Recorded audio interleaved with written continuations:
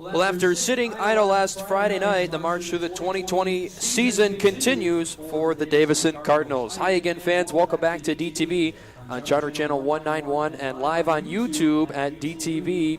Chris Jarrett with you, and tonight joining me alongside in the broadcast booth tonight, something really cool. I get to broadcast the game with my dad, the voice of the Cardinals, the voice of Davison football and basketball for the last number of years, and you finally get to throw on a headset and join me on DTV. It's going to be fun. It's really an honor to be here, Chris, tonight. I appreciate the chance to do this with you.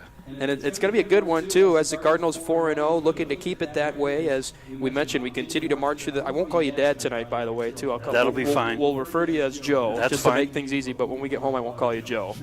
But senior night for the Lumberjacks of Saginaw Arthur Hill, looking for their first win of the season at 0-4.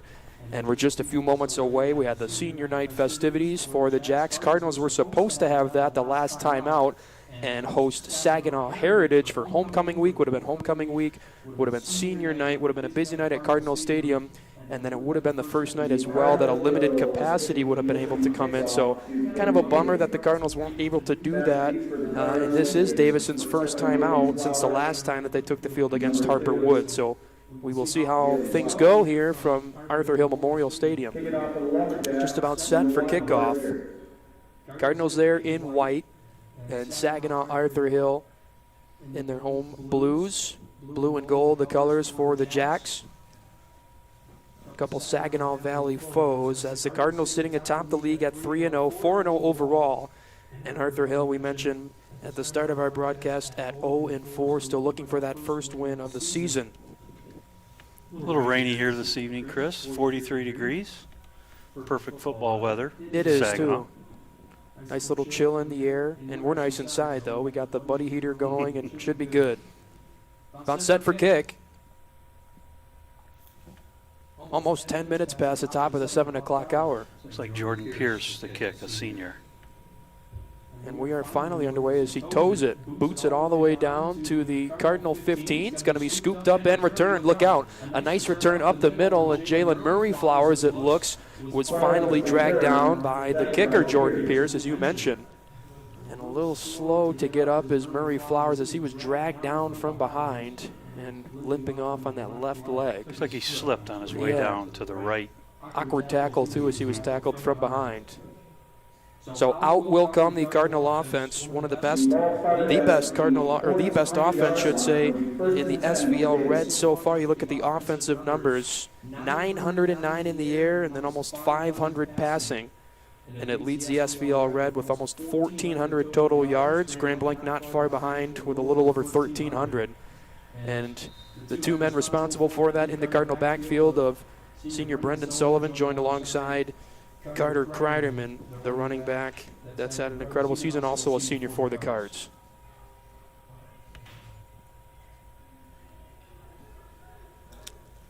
Kreiderman hops to the right of Sullivan. Davison on their first offensive drive of the night. Sullivan will roll out, dials up, and connects with Dion Brown Jr., and it's caught right around the Arthur Hill 45-yard line. So the Cards cross midfield on their first play, and a nice start for the Davison offense. That is enough for a Cardinal first down. One play, and Sullivan does what he can do really well. Dials it up with Dion Brown, who's been a nice addition for the Cards this year after losing someone like Latrell Fordham.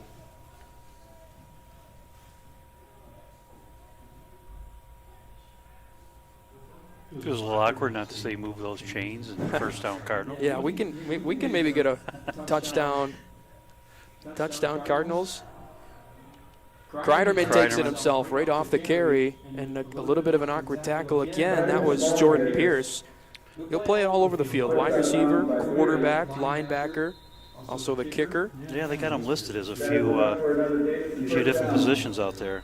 Looks like he'll be busy. Quickly, Greg Peoples, the Arthur Hill coach, takes a timeout as the Cardinals, on a couple plays, already marching right down the field on Arthur Hill. A lot of good games in the area tonight. Lapeer was for a while listed as had an open spot on their schedule here in the 5th week of a 6-game regular season. They lined one up with Brother Rice, a pair of 3-1 teams. That'll be a good one. And then you've got Carmen and Midland. going at it tonight. And then Powers and Grand Blanc, a good matchup. Bobcats at 3-1 and Powers at 1-2 in the SVL. I see they have Kreiderman, Chris, listed at number 1 in the SVL for rushing, which doesn't surprise me. He's having a stellar year. He does lead the Cards in terms of carries as well as the SVL, as you point out. And remember last year, too, kind of had the talent, the second in command job behind Caleb Smith, a senior who played both ends of the football when they needed him to, and got a lot of valuable time as well coming in and taking the pressure off for Smith.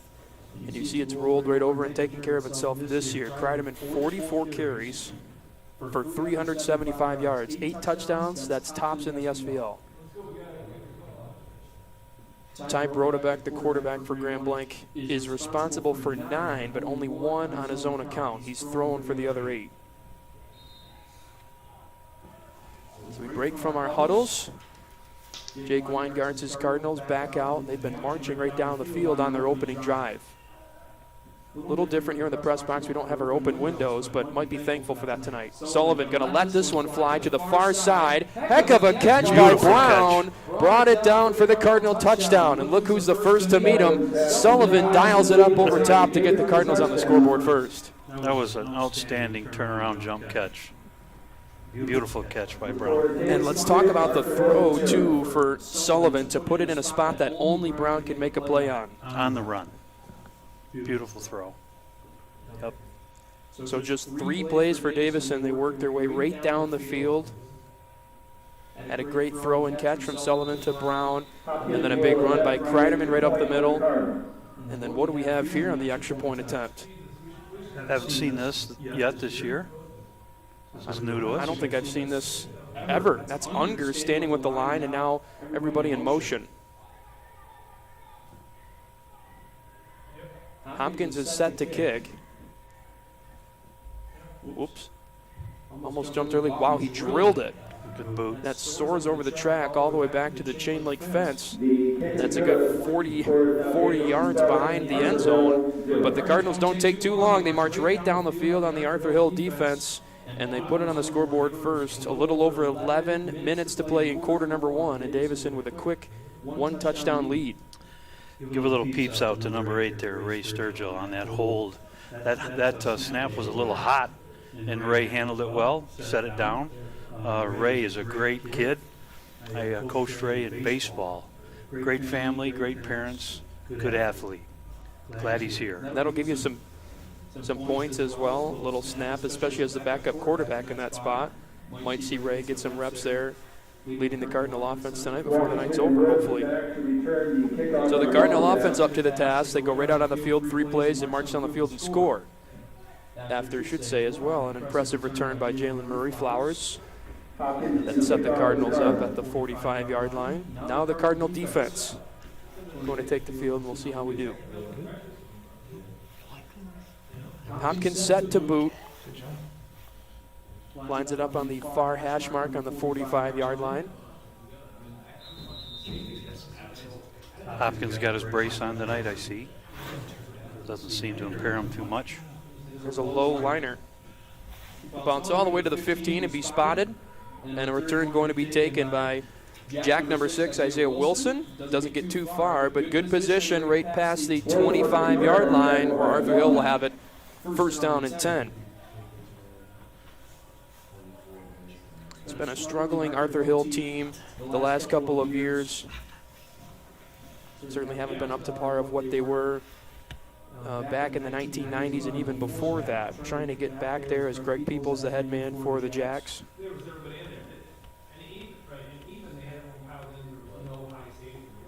Heck of an alumni list. It doesn't take too far to scroll when you're looking at some of the grades for Arthur Hill. So 1st and 10 for the Jacks on their opening drive tonight. Cardinals bringing the pressure. You see corners, everybody pressing right up to the line of scrimmage, and just one man deep. They bring the heat.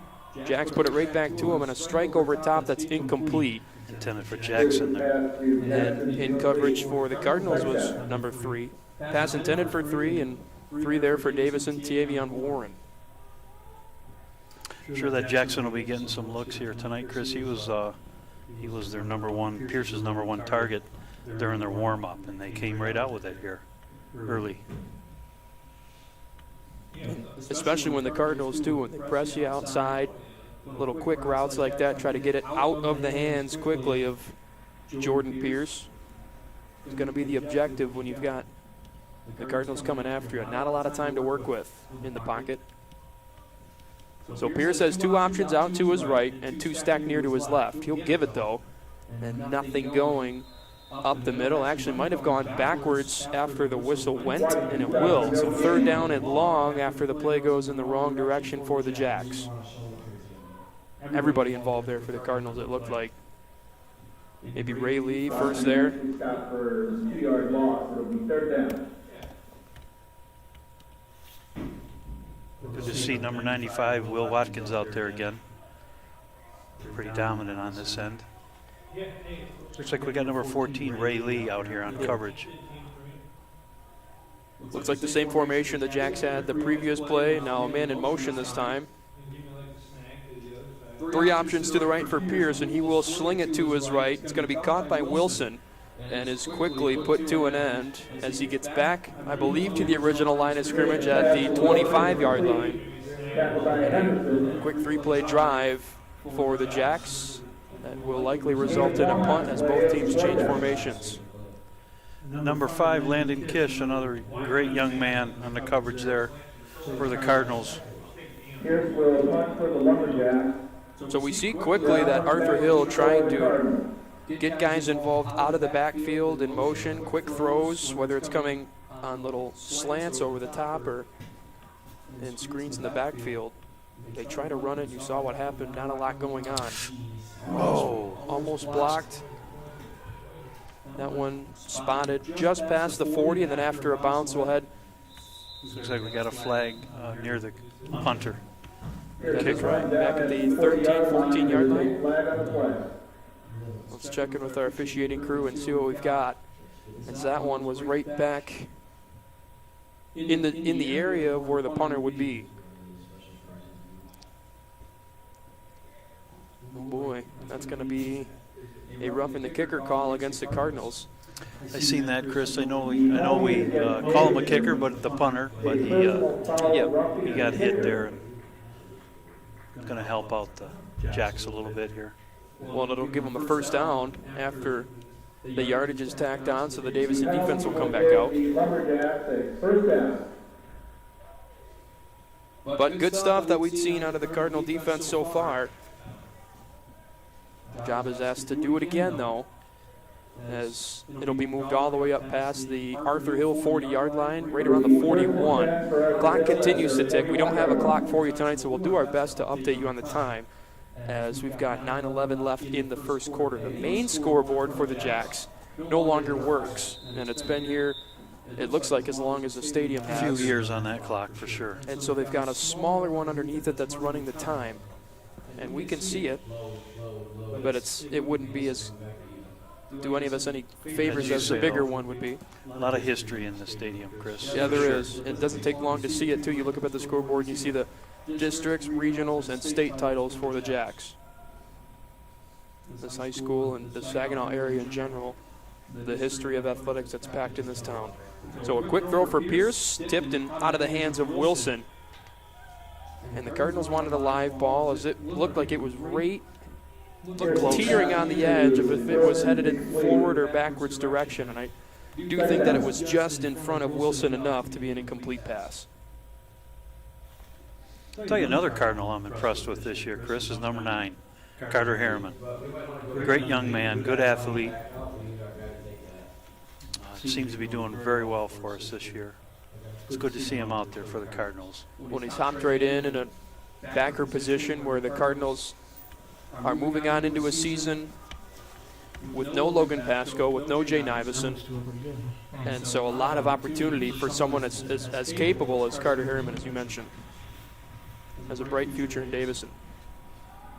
A little fake by Pierce and a nice handoff, misdirection for Trumel Washington, and he'll take it short of the line to gain, but a solid chunk on second down. 3rd down and short coming up for Arthur Hill. Looks like we had another flag on the field, Chris, on this side. if they picked that up or what happened. I don't see the officials talking about one. So that will still be a third down and short as Greg Peoples talking on the near sideline to his quarterback, Pierce, a senior tonight.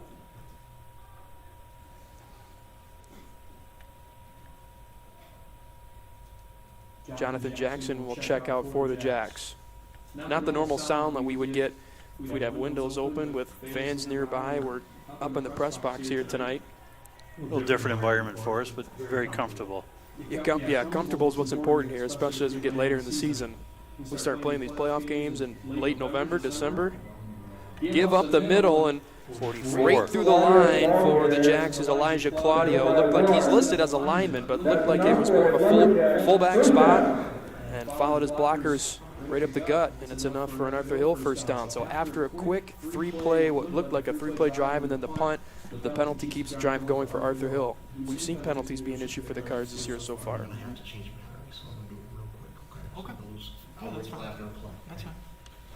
Paid off for the Jacks so far. I mean, they're in Cardinal territory. That was a strong run by 44 there, right up the middle. So 1st and 10 after the conversion on third down and short for Arthur Hill. Another man in motion.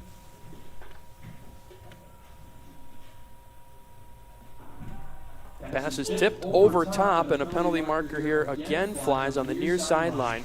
It was ruled incomplete and heavily contested, but let's see where the penalty leaves us after this. Came from the near official, and it looked like he had seen something on the receivers. And an ineligible man downfield is going to be the call on Arthur Hill. So we've seen a penalty hurt the Cardinals so far, and now on Arthur Hill. That will be declined, and it'll be third down for the Jacks, I believe. Coach Weingartz opts to wave that one off, apparently. That was first down, so this will be second down coming up for Arthur Hill. This has been a drive that they've done what they've wanted so far, and it's keep their offense out on the field even after the first couple plays. They were quickly stopped. But a nice run by Wilson on a little misdirection where they had a man in motion. He was able to slip out of the backfield and move the Jacks in Cardinal territory. Davison leading 7-0, 7:15 to play in quarter number 1. Cardinals showing pressure, but then backing off. Nope, they're coming. Pierce in trouble. Stays on his feet across the 40-yard line, makes a man miss, and finally forced out of bounds near the 25-yard line. Boy, it looked like he was all but done in the pocket, was able to use the speed and not only escape the pocket, but get a first down and then some. I'll tell you, that was a good scramble by Pierce up the left side. It got covered up quick. Jalen Flowers come over to help out with that coverage. You see the speed showcased by the senior, and you've got to finish the job. If you're the Cardinal defense, you get in the pocket, you get the pressure, or else you see what can happen. So another first down for the Jacks as they drive on their first drive of the first quarter. It was a quick 3-play drive, and then on 4th down and 10, the Cardinals ran into Pierce, who's also the quarterback, listed as the punter as well. And now a flag flies on the Davison sideline. It's been a drive full of flags. And this one will again be assessed to Arthur Hill, so it'll move the Jacks back 5. And we'll replay first down. Hopefully this isn't too much of a trend tonight, or this game could eat up some time. We saw it at Grand Blanc. Penalties, I believe both teams with over 20 penalties that night. 9:30 heading into the 4th quarter for that one. So replay first down.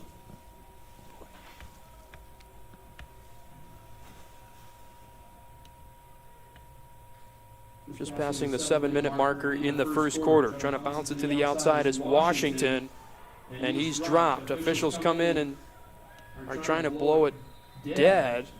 Didn't blow their whistles initially. There's a penalty marker down. The ball came free. And so the officials are going to have to sort this one A out. lot of things going on in that play right there, Chris.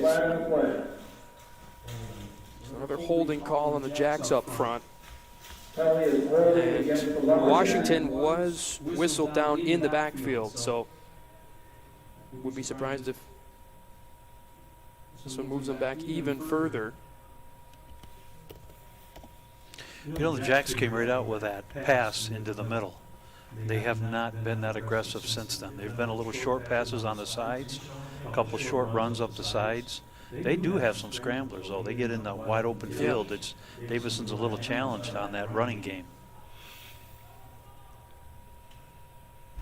Yeah, we saw the speed from Pierce, who's really the do-it-all man for Arthur Hill. Arthur Hill up to the 44-yard line. It'll be first down. He can hurt you if you don't finish the job. I mean, 4 Cardinals were there. Right. Couldn't bring him down.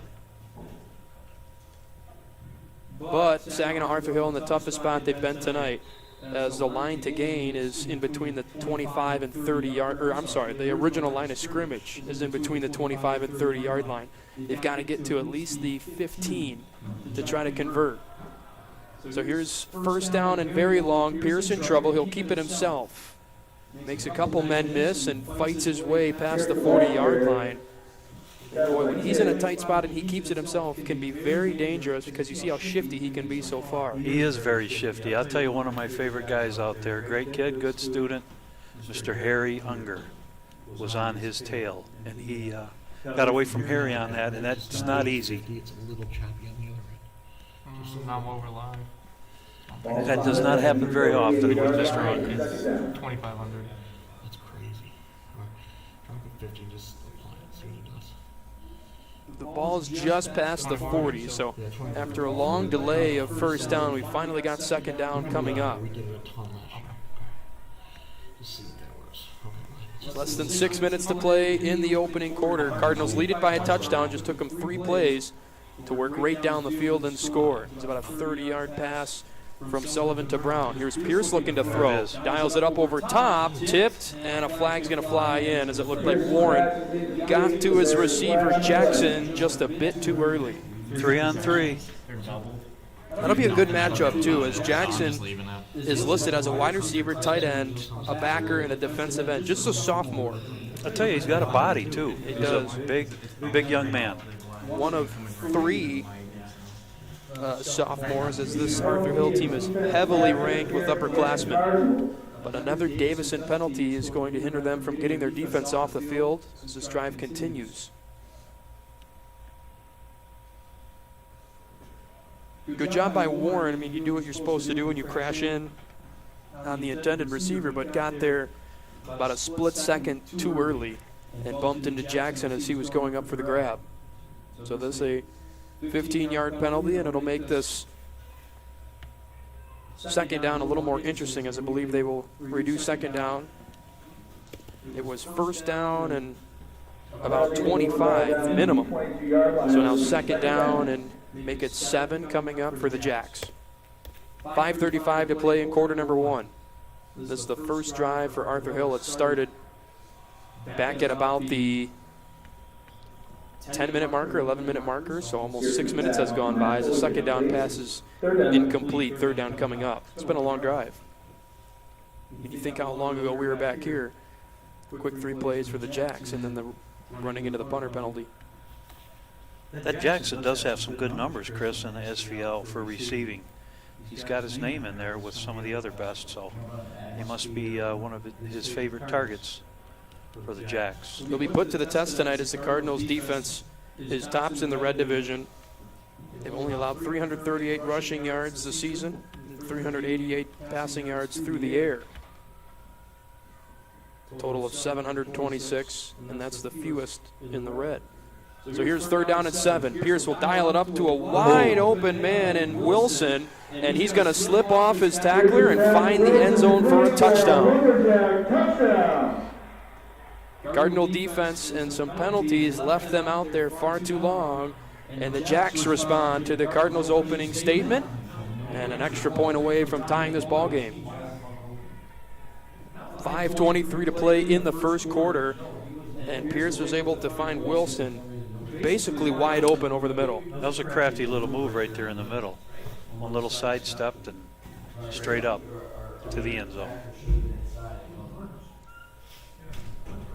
So basically we had that roughing the kicker, and from that point on we got kind of threw our anchor out right around the 30-yard line here, Chris, but for both sides, but it pays off for the Jacks. So Arthur Hill will be going for 2. The Davison defense trying to stop Arthur Hill and hold on to the lead in the first quarter. Give us up the middle, and we saw Arthur Hill try that earlier on this drive. It was successful. Not the case this time as they give it to the fullback, Claudio, and he is denied of the extra point attempt. So 5:23 to play in the first quarter. Davison with a 7-6 lead over Arthur Hill. And now you've got that offense coming back out onto the field. That was a good statement right there. They put their big fullback in there to try to get 2 more, and Cardinals come up strong on that on the stop. Well, a lot of reason to believe if you're the Jacks, though. I mean, the first drive constantly you had your back against the wall and you continued to fight. The penalties kept that alive, but you still were able to do the job and work down the field.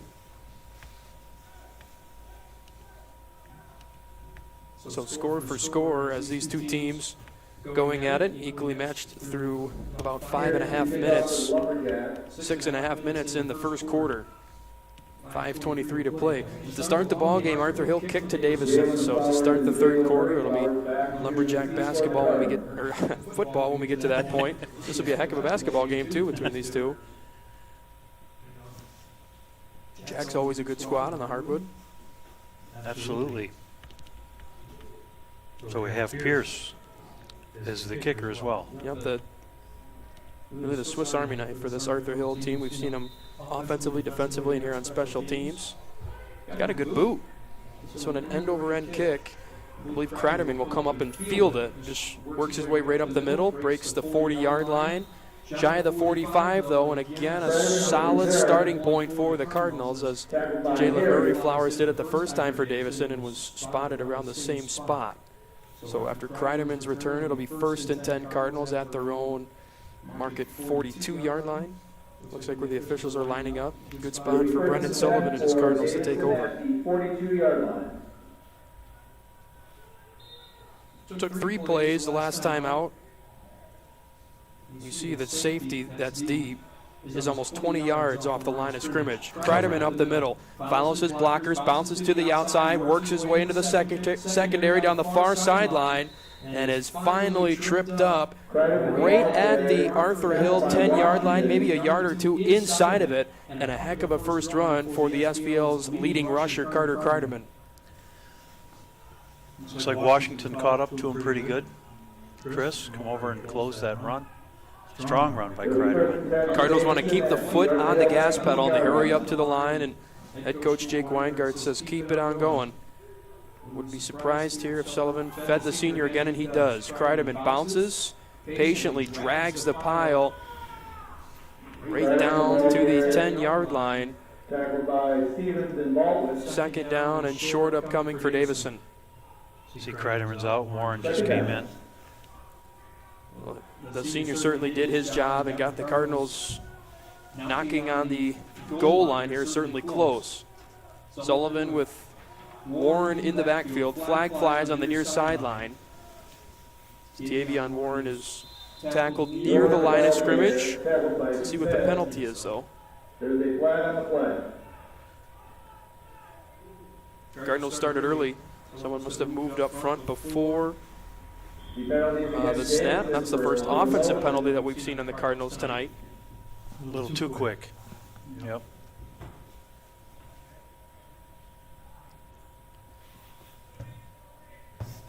It's termage that the officials use was an illegal formation, so someone must have been moving north. And that would be, I guess that direction is east, but moving towards the goal line before the snap. Chris, that was Jonathan Harrell, number 11. Another fine young man. Played baseball for us in middle school. Good athlete. Papadakis just came on the field for Harrell. He's a grinder. That's another young Cardinal that's going to be getting some valuable playing time as he gets older. Sullivan gives to Warren, works his way into the secondary and into the end zone for the Cardinal touchdown. Is this where I yell, touchdown Cardinals? Yep. Just ain't the same. No, not on the big mic. I don't have the siren with me or the train horn tonight. It was a good run by Warren, too. Just was able to follow his blockers. That's a trend that we've seen by Kreiderman and now Warren. The first rushing touchdown for Davison tonight. Just worked his way in the secondary and then just was able to tiptoe past the defender. And then again, we see the Cardinals in this formation. I wonder if you're ever going to snap it and throw it to Harry there who's waiting for it. That certainly would be something.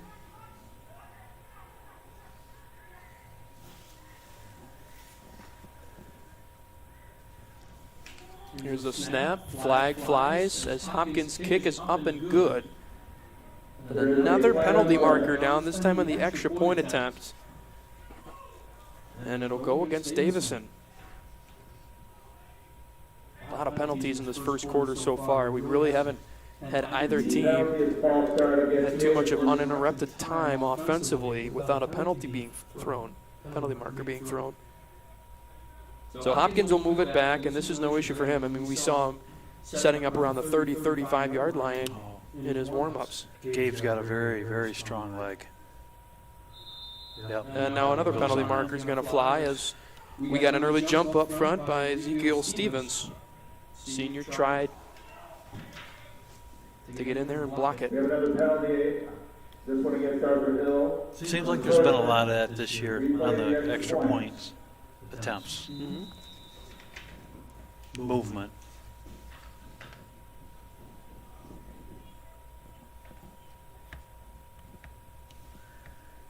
So we'll try this for the third time. A little high snap, but wow, drilled again for Hopkins as you could tell he was just itching to get a good boot on one, and that he did on the third extra point attempt for the Cardinals, but the score will be increased to 14 now as the Cardinals lead it 14-6 with a little over 4 minutes to play in the first quarter. 4:03 up on the clock for Davison. Now we're going to see the Cardinal defense come back out on the field. You looked at the first drive and quickly went the way that the Cardinals would want it to go. 3 quick plays and then a punt, but a running into the kicker penalty kept the defense out on the field. A pass interference penalty on second down and long kept them on the field. Right.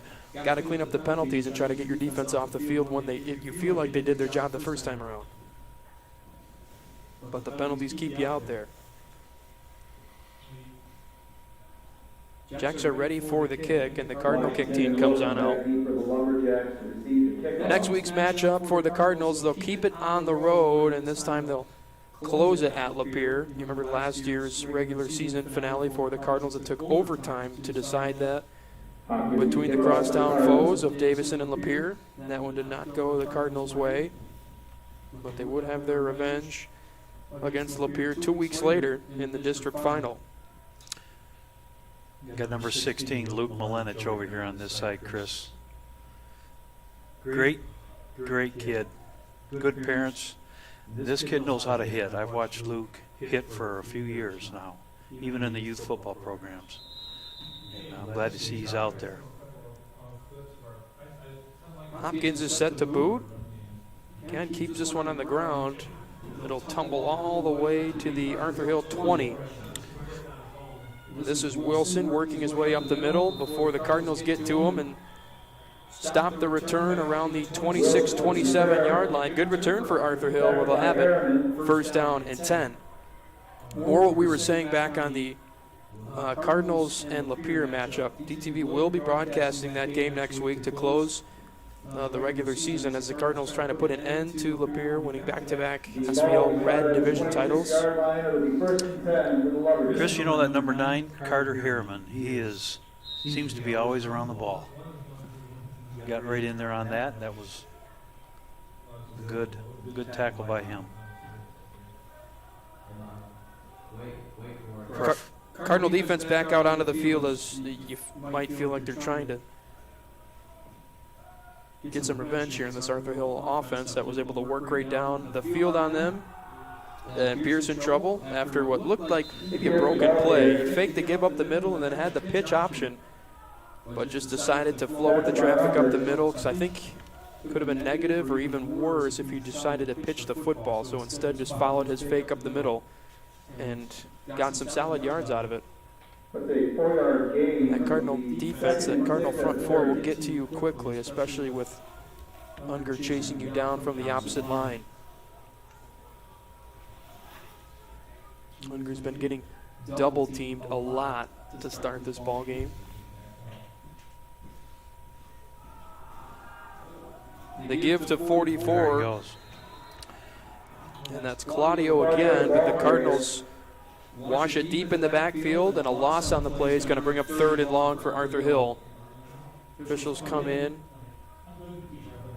and signal that the Jacks take a timeout. We'll take a timeout with them. 3 minutes left to play in the first quarter, and the Cardinals on top, 14-6. We'll step aside for a moment from Arthur Hill Memorial Stadium.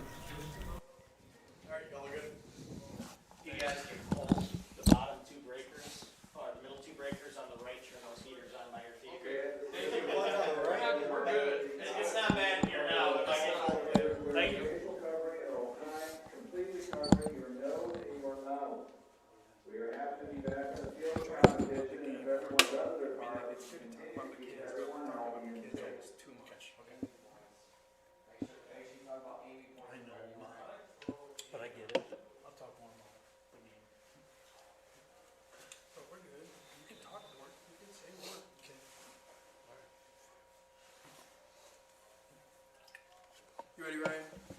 Yeah. Okay. All right, stand by. Going on in 3, 2, 1. Back after both teams take a timeout. We took a timeout with them. 3 minutes exactly left to play in the opening quarter. And the Cardinal defense back in a 3rd down and long situation against this Arthur Hill offense. Take a timeout, want to talk it over, and let's see what they drew up for 3rd and long. They've tested the Cardinal secondary a couple times. Pierce will do it again, in trouble. Unger coming for him, rips him down. Pierce stays on his feet, and he'll sail it deep. Look out. Way down, and it's Wilson who dropped it. Had a guaranteed house call as Pierce with an unbelievable acrobatic play in the pocket to escape Unger, which does not happen. No, it does not. Dial it up to Wilson, who dropped it. And that's a tough one to stomach. That was an unbelievable athletic move for him to escape that pursuit by Unger and then to throw on the run like that. That young man was, I think he was running turning before he caught the correct. ball. I think he was seeing the end zone before he actually had the rock. He knew what he wanted to do. Yep. Unfortunate for the Lumberjacks, good for our Cardinals. Mr. Brown is deep for our Cardinals. I like to see that. Oh, as Pierce just got that away. Poison. And it drops around the 45. Laying out for it for the Cards was Clark Hamilton, a senior. Almost got a piece of it. Full extension, but Pierce was able to just get it over the outstretched reach of Hamilton. Took a backwards bounce and stopped at the Arthur Hill 45-yard line where the Cardinal offense will come back out. They've had no issues so far working against the Jacks defensively. 2:41 to play in the first quarter. And an 8-point lead for Davison. Couple penalties the last drive out. First drive, it just took him 3 plays before Sullivan dialed up about a 30-yard touchdown throw to Dion Brown. Last drive out, we saw the Cardinals with a lot of up-tempo offense. See Sullivan rubbing his hands. It's chilly down there. Nice blitz pickup by Kreiderman and a great block to buy Sullivan some time. He'll keep it and just step out of bounds around the 35-yard line. But a great pickup by Kreiderman in the backfield as the blitz was coming, but the senior helped out Sullivan to escape the pocket and get a solid chunk. Runs out of bounds at the 37-yard line. 2nd down.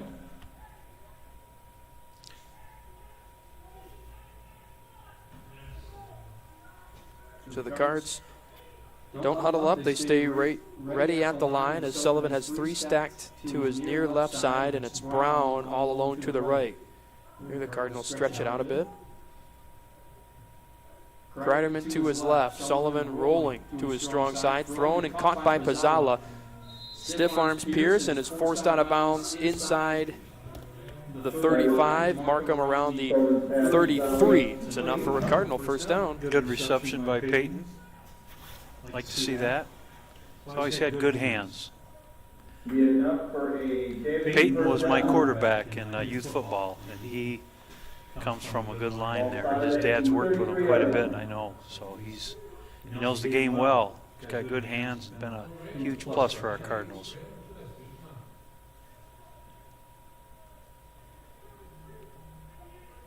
Jack's getting the right substitutions in and out. First down and 10 for the Cards at the Arthur Hill 33. Sullivan now with 3 out to his right, and the Cards rolling to the right side. And Sullivan in trouble. He'll be dropped. Kreiderman again had 2 guys blitzing him from the right side, but couldn't pick them both up. And the pressure quickly got to the senior quarterback, Sullivan. He went down with it. Now a second down and very long coming up for Davison. Haven't seen that very often this year, where there might be some pressure from the defense on Sullivan. Usually he can scramble out, or looks like he had a little more there coming at him than the norm. Kreiderman will check out and Warren in for Davison. Again, 3 to his left, and it's Brown to the right of Sullivan. He'll take it and look to throw. Dump off a little screen for Flowers, and he dropped it. That was a forward pass. Officials blow it dead as it hit the ground. Now a third down and very long, as Davison almost exclusively throwing it on this drive, as we've seen them running it a lot in the start of the ball game, and it's driven them right down the field. But throwing it here. I haven't seen this very much this year for the Cardinals to be in this kind of predicament. It's be a good challenge for our boys.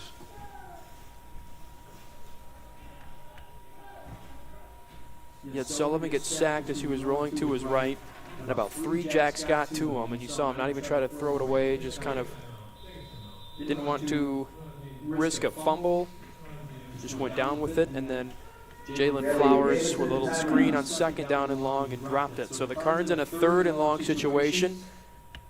Weingartz wants to take a timeout. Cardinals call their first timeout of the first half to talk things over. Minute 13 to play in quarter number 1. And Davison on top 14-6 over Arthur Hill. Yeah, good test here, facing a third and long.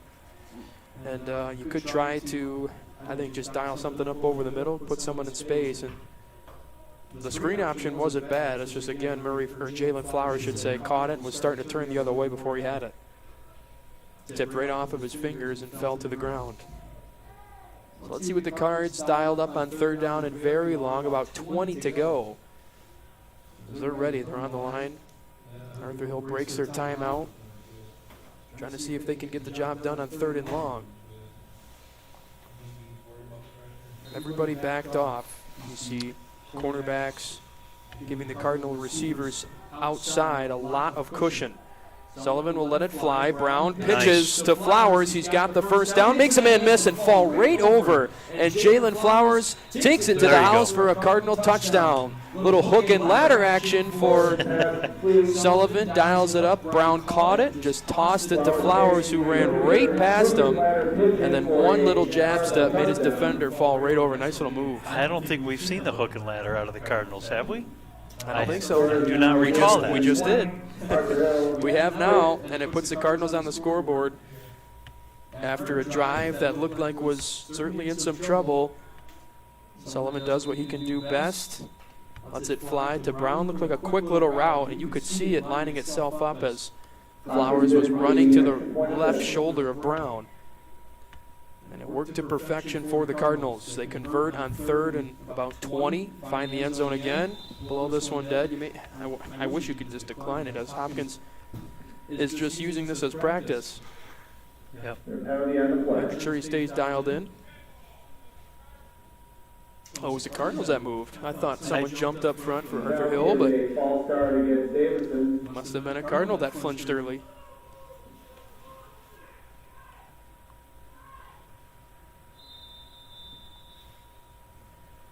So Davison trying to make it 21.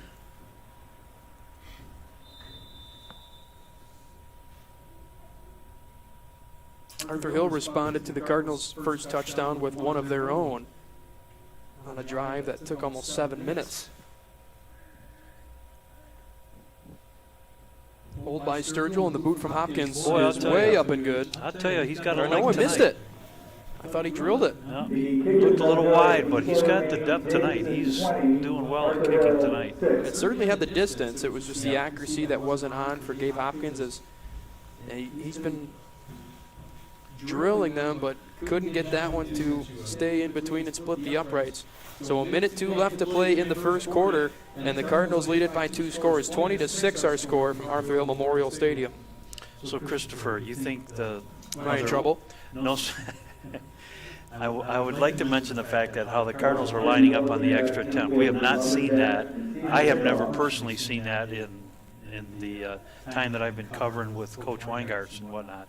But there must be something else lined up behind what we're seeing there.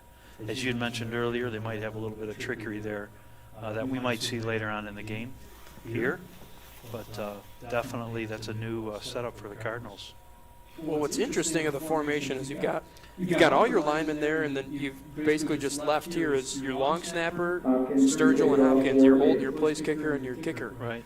And every time Harry Unger's looking like this back towards the plate, and he's behind all the blockers. So I wonder if there'll be a time where they just snap it and they throw it out to Unger. But we'll see. It's left to be seen. To be continued. Yep.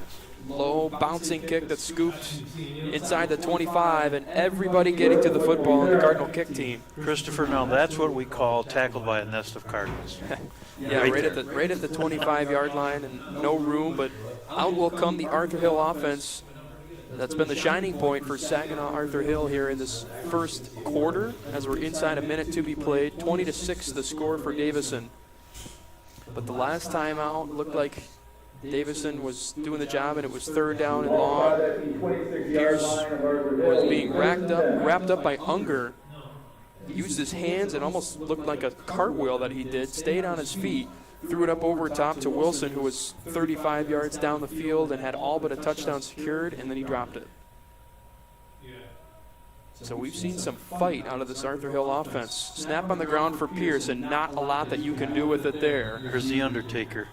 Goes down way in the backfield, and the Cardinals get to the senior quarterback, Jordan Pierce, on 1st down, and a 2nd down and very long coming up for Davison. 2nd down. And that was the Undertaker, led by the Cardinals up front. For Arthur Hill, it's what you're trying to avoid. It's putting yourself in a hole on 1st down, and now you're looking at 2nd down and long, 3rd down and long situations.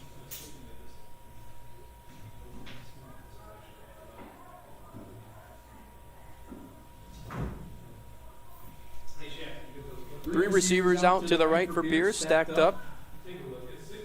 Looks like Wilson in the backfield next to him. Pierce will throw it over top, and it's dropped incomplete. But who else? The senior Ray Lee jumped in there as it was intended for Wilson, little low. I think if that one was right on, it could have been a solid catch, but Lee was there quickly, and it would have put an end to it right around the original line of scrimmage. Wouldn't have been too much of a gain, as our scoreboard's gone down. And so now timeout's going to be taken, I believe, as they look to attend to the scoreboard to our far right. Looks like they might have just reset it, but both teams going to huddle up. We'll go ahead and step aside and take a break with both of our teams out down on the field, as it is the end of the first quarter. Okay, so 3rd down and long coming up in the second quarter is pending for both these teams. We'll flip sides, and the second quarter coming your way in just a few moments. After one, Cardinals lead it 20-6 over Arthur Hill. We'll be back in just a second. Cool. So they have to reset it every time? Something I've got is avoid, like, we, us, our, it's them, Davison, Card, we can't be like we, we're not playing, right? They are. So, like the our boys stuff, it makes us sound like we're yuppie homers. So it's Cardinals. Yep. Davison, Cardinals. No. Oh, okay. No. Okay, No. You know where I get that from? I'm used to seeing it. Pouring. Look at it. Yeah, it is. Oh, that's got to be so terrible. It's pretty fun, actually. In the cold, in the rain? It's not that. Trust me, to a lot of those guys, it's not cold. They're loving this. It's a bath. 3rd and 15. You ready, Ryan? Yep.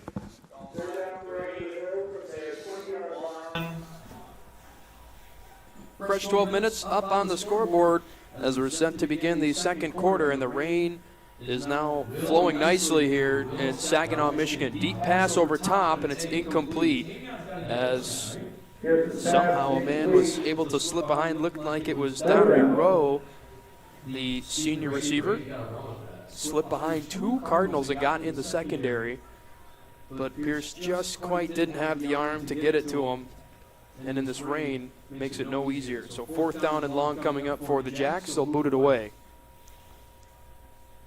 Last time the Cardinals, or the first time, I should say, were in a punt defense situation. It was a penalty that kept them out on the field. They tried to go for the kicker, or at least go for the ball, but instead end up flying into the punter for Arthur Hill. Claudio back to punt for Arthur Hill. Brown back for the Cardinals to receive the punt. Late man running on for the Jacks. 2-score lead for the Cardinals, as on the first play of the second quarter, Arthur Hill failed to convert there on 3rd down and long.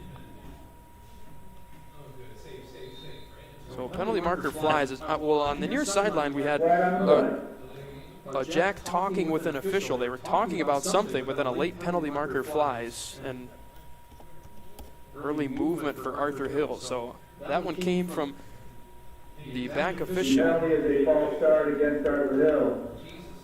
4th down. Umbrellas are popped. Got ponchos for fans that have come out. Senior night here tonight It for is. our Here's the punt. Boy, this is Straight trouble. up. Goes straight up in the air, and it's going to bounce and be spotted inside the 25-yard line. Is not the punt that the Jacks were hoping for, as it looked like it was Tremaine Luke, the junior. He had the Cardinals coming for him quickly. That's just one of those you have to try to get it off your foot as quickly as you can, but only went a few yards for Arthur Hill. So the Cardinals with their best starting position yet. It's going to be right at the Saginaw Arthur Hill 24. Cardinals going in the wind, Chris, with the rain. In the rain, too, may as Right well in be. their face. It's falling straight down. Heavy wind from Memorial Stadium. Beautiful campus here when we pulled into Saginaw Arthur Hill. A lot of history in these buildings and on this field. Happy that the Cardinals are able to play a part in all of it in 2020. So here's 1st and 10. Sullivan will give it to Kreiderman. Follows his blockers. Pierce gets to him and waits for the rest of his Jacks defense to follow suit, flow to the football. Gain of about 9 for Kreiderman on 1st down, 2nd, and a yard to go here. You know, you got to feel for the fans. Davison was kind of deprived of, on October 9th, the first chance to be able to come out for the homecoming. That was going to be when it was no longer just 2 tickets per participant. They were opening it up a little bit. Correct. Now the first game that they can sit, it's on the road, manageable drive to Saginaw, and it's downpour rain and windy. But look do they care? Nope. Our parents, Cardinal parents here at Davison, are true and dedicated, and that is definitely represented here tonight. The penalty is an unsportsmanlike conduct against Arthur Hill. And the night you're referring to, Chris, was our homecoming night. Yep. We were fortunate that the superintendent and the principal and whatnot and athletic director David Beamer put all that together for our students and the kids to have that king and queen court. That was a great event and a beautiful evening that night. It would have been a great evening for football. One of the best weather turnouts that we've had in a long time for homecoming, what would have been. Sullivan will throw, caught by Brown, right up the middle and into the end zone. He can jog in for the Cardinal touchdown. Cardinal. No flags on the play. That's a sight to see, as we're not even a minute into the second quarter, and the Cardinal offense does it again. Nice little screen set up for the senior. Brown caught it and just had to basically jog into the end zone. He did just that. Untouched. Everything is a clickable button except the down. So let's see if the Cardinal extra point team can come out. They line up in the usual formation that we've seen them. Now Pizzala's split out to the far side as well. You see how Unger stands? Facing the football. And now everybody moving. Pizzala even coming in. You wonder if at one point they'll snap it to Sturgill and he'll just throw it to Unger. That'd be tough to do on a knee, but little high snap. Sturgill going to have to call fire, and he'll take it and fall forward as it was a tough snap to make something of. I'll tell you what, Ray has been a fantastic job tonight on those snaps. They look to me as a prior snapper, those look like they're coming in hot. Ray is gathering that ball up and getting it down the best he can. He's been doing a fantastic job. Now it's pouring down rain, Chris. Might be a little challenged on that, but he did just what he was supposed to do. It looks like it's stopped for the moment for right now. It was really raining. When you look at the lights, you could see it flowing right down. Now it's kind of passed, but the wind is still certainly right in the face of the Cardinals. But, yeah, not much that Sturgill could do on that one, as the snap looked like it came right at his face mask. By the time he tucked it, kind of bobbled it a little bit, and had to just pick it up, make a decision to try to get to the end zone. So 2 failed extra point attempts for the Cardinals makes it 26-6 with not even a minute gone by in the second quarter. 11:05 to play before halftime. Davison trying to continue their winning streak here in this 2020 season, a regular season that's just 6 games long. Already put 4 behind us, 4 weeks. Cardinals didn't play in week 4, but they did get the points for the win. As Heritage couldn't make the trip, they had players quarantined and didn't risk it. And so Davison, points-wise, when everything's considered in terms of seedage in the region at the end of the regular season and how the seeds will fall, they did get the points for the win, for those that were curious. We'll talk about the teams in the Cardinals region as we are setting up the Arthur Hill drive. Hopkins' kick looked like it was basically running all the way to the far sideline and rolled out of bounds, and the penalty marker flies. That's the flag that you see. Ball's a little skittish across that wet grass. Out of bounds kick by Hopkins there, far side. So the Arthur Hill offense will come back out onto the field. 11:05 to play before halftime. And certainly better field position for the Jacks. We've seen them start a couple times around their own 20, 25-yard line. Now they'll be about 10 yards after the kick for Hopkins went out of bounds around the 35. Chris, I will say this. Out of some of the teams that the Cardinals have faced, the Lumberjacks have brought a pretty good-sized line with them here this evening. I know Harper Woods has certainly had some size to him as well, yeah. Yep. That's good. That's good for our boys, a little challenge. Be pushing on them. I know Harry's got his hands full down here. Talking about the Harper Woods matchup, that team was not 100%. They had their best players offensively hurt. Guys with Division I offers that were not out on the field, as Pierce will dial it up, throws it over top, tipped and caught. Wilson taking it as Ray Lee drags him down at the 5-yard line, and the junior Isaiah Wilson able to haul it in, but it certainly helps when the ball's right where it needs to be, as Jordan Pierce with a perfect throw in the pocket to connect with his junior. First and goal the Jacks are looking at the Cardinal 5-yard line. That pass by Pierce to Wilson couldn't have been any better. That ball fell right where it was supposed to. Mr. Lee on the tackle there for the Cardinals. I've been incredibly impressed by Jordan Pierce in his play, especially in the quarterback spot. He has stared at the Cardinal pressure with a lot of poise so far. And we've seen him scramble out of the pocket right there. The pocket was closing quickly, and Wilson with the speed he's got, those two looked like they were on the same page. Now we see Ray Lee run off, and Jalen Flowers come over to cover. Little slant route. Nope, Pierce will keep it himself, slipping through, and was tackled around the 5.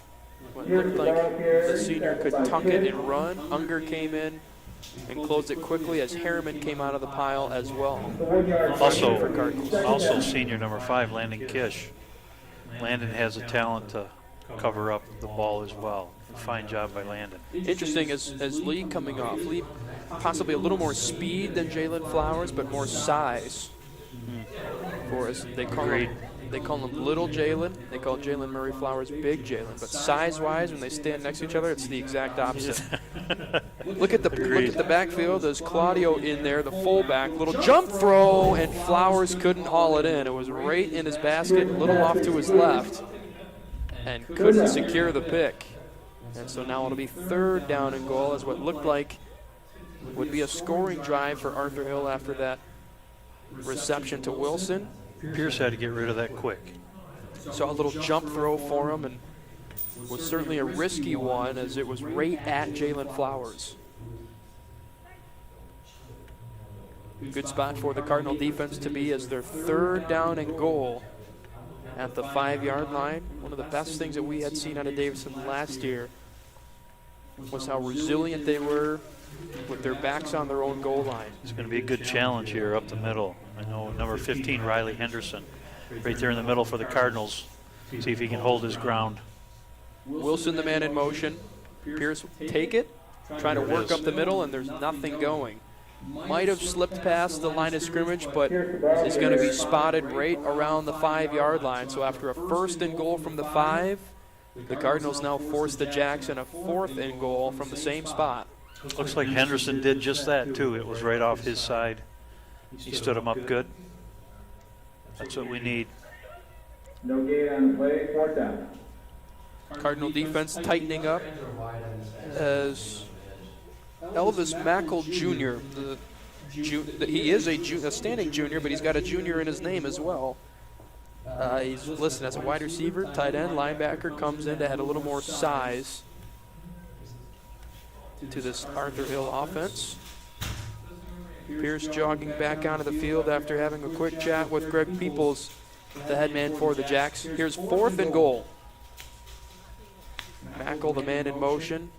Now 3 out to the right for Pierce. Pressure coming, throws it over top, and it's incomplete. No penalty markers down on the play as the Jacks try to dial it up over top, and the Cardinal defense stands strong. 1st and goal, they had it from the 5, and they turned the Jacks away scoreless. Davison will take over 1st and 10 from their own 5-yard line, heading the other way. 8:41 to play in the 2nd quarter, and the Cardinals lead it by 20. You're right, Chris. That was a great challenge for the Cardinals. They had that one long pass up the side, get away from them on the coverage, and they came back out, stood strong, and closed the Jacks down as they needed to do. Let's see what the Cards do here at the 5-yard line. I think that they just keep it on the ground, but not a lot of room for the Jacks to make any mistakes here, and the Cards could try to burn them with something deep. Brown here on the near sideline. Give up the middle, and it's to Warren. Fights his way across the 15. He's got the 1st down and more. Look out. Warren in the secondary. Can the Jacks chase him down? It's Pearson Wilson right at the heels of Warren. They finally drag him down around the 25-yard line, but a big play for Davion Warren, and he rumbles steep all the way down into Arthur Hill territory. So far in this game, that's the 2 fastest Jacks we've seen on the field to run down Warren. And great run by Warren. Get us deep into Jacks territory there. All it took was one play for him.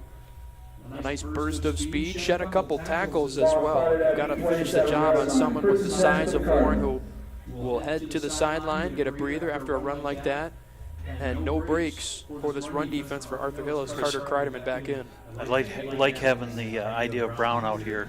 Sullivan will throw over top, caught by Pizzala. He's got Milenich blocking in front of him. Payton lowers the shoulder, stays in. That's it. Was he in? They mark him out of bounds inside the 5-yard line. I thought he was able to get in. Looked like nice footwork to tightrope the near sideline, but the officials mark Pizzala out around the 4, and the Cardinals now 1st and goal from the inside the Lumberjack 5. Great catch, great effort by that young man, and did everything he could to try to stay in bounds, but definitely put the Cardinals in a good position. 2 plays for Davison to move them from their own 5 to the Jacks 4. They marched right down the field. in almost no time. Sullivan takes it. He'll give it to Pizzala. It's his touchdown to earn. He's got it. Follows the blockers in the pile right up the middle, and Peyton Pizzala with the touchdown. 8:02 left to play, and the Cardinals tack 6 more on and extend the lead over Arthur Hill in the second quarter. That was only fitting for Peyton to help his teammates out here. Put 6 more on the board for our Cardinals. So Davison, looks like they'll keep their offense out on the field. They've had a couple extra point attempts go awry, and so looking to get points back as they leave a couple on the table. Sullivan with Flowers in the backfield. They'll give it Jalen right up the middle, untouched. 2-point conversion is good. 8:02 left to play before halftime, and the Cardinals now back to more of an even score, 34-6. They lead it by 4 scores over Arthur Hill. I know I said it, but how about it? I mean, it was 3 plays to go from the 5-yard line. Big run by Warren. He was chased down. Pizzala with a nice catch, and then took it all the way to the 4, and then finished the job up the middle. Perfect. Little out pass to Pizzala. I like it when they run those plays. They ran them last year, got them through the playoffs. They would go to Pizzala a couple times. They went to Harry Unger for that same play, and that seems to work great for our Cardinals. At a quarter past the top of the 8 o'clock hour, Joe Jarrett on a Friday, October 16th night. Happy to be bringing you Davison Cardinal football from Saginaw Arthur Hill Memorial Stadium. Now, Christopher, usually in the booth, you are on the DTV doing what you're doing here tonight. I've got the house PA, and I'm always a little jealous hearing you guys do your tweets and shout-outs to some of the callers that really around the nation. We've had people all over the globe calling in that have listened, and I don't know. I'm a little jealous of that. Are we doing that this evening? We certainly are. Yep. Any people letting us know they're watching? Not yet, but we can go ahead and have you shout it out. And if you are watching Davison Cardinal football, go ahead and post on our Facebook page or tweet us at DTV_official. Take a picture of your setup as the Jacks take the Cardinal kick just shy of the 30, past the 25. We've had a lot of, I can't say callers, that's kind of what they are, send in where they're watching Cardinal football from. Go ahead and give us a shout and let us know where you're watching DTV from tonight, Friday, October 16th already. It's crazy. I don't need a tweet for this one, but I can tell you, I know one of my best friends that I grew up with and lived with for quite a while. A good friend of mine, childhood friend, a good Cardinal fan. Mr. Tim Lacey, I know he's listening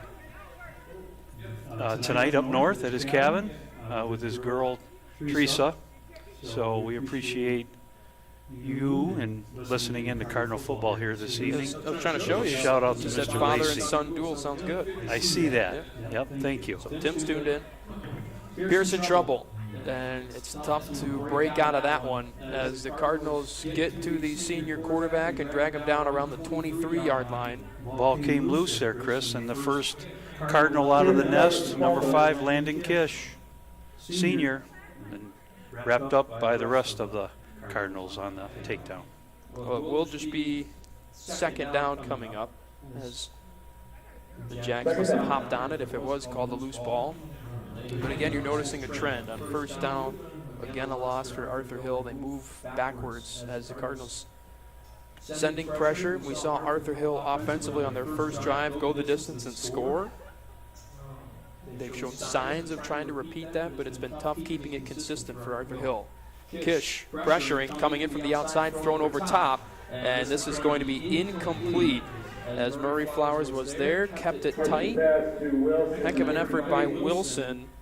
That was left short. If Flowers would have turned around a little quicker, that could have been right on his doorstep for him to make a play, but does his job, and incompletion makes it 3rd and long. Now, is that Little Flowers or Big Flowers? You can't ask me, because that would be technically Little Flowers, but it's a tank rolling down the runway, if you ask me.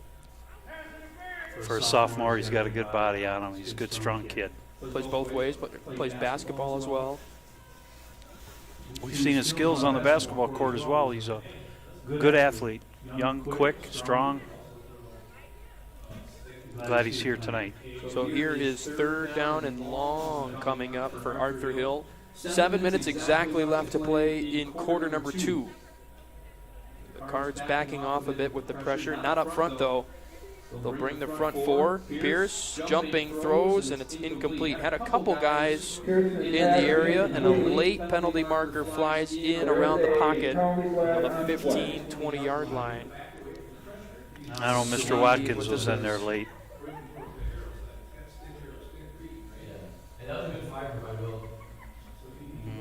And a roughing the passer call will go against the Cardinals. Roughing the passer against Davison. This is 15. It'll certainly be interesting.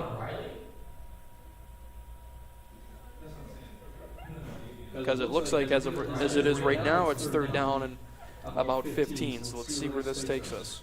Chris, little shout out again, if I may. Mr. Travis Zernhelt is listening tonight. Is he? Give us some kudos. Says the father-son duo sounds good. So thanks, Travis, for listening. Tell your father I said hello. I hope he enjoys his big recliner with his little blanket here watching Cardinal football on a rainy, cold evening here in Saginaw. That will be enough for a 1st down. Takes it past the Lumberjack 35 to about the 37, 1st and 10 Arthur Hill. So again, a penalty on 3rd down and long. It was 4th down with the running into the punter back in the 1st quarter. Now roughing the passer on 3rd and long. What would have forced a 4th down. 6:54 to play in the 2nd quarter. Give up the middle to Claudio. And he's fighting for the line of scrimmage. Certainly had a head of steam in front of him, but didn't get a gain on the play. 2nd down and 10 upcoming. You know, that last play, Chris, with the flag against the Cardinals, I've noticed they are double teaming Unger all night tonight, and he has gotten by his opponent a few times. They have that fullback in the backfield to utilize as an extra blocker. I can tell you Harry is doing an outstanding job of making his way through those opponents getting to that quarterback. He is one step away from a sack. It just depends on how long he can keep that motive. I know Harry, he can do that all night long. It just depends on his opponent, on how they hold up. Card secondary backing off and now coming up to the line. Pierce looks to throw. In trouble. Sails it up in the air. This will be picked. Little return for Warren right down the far sideline.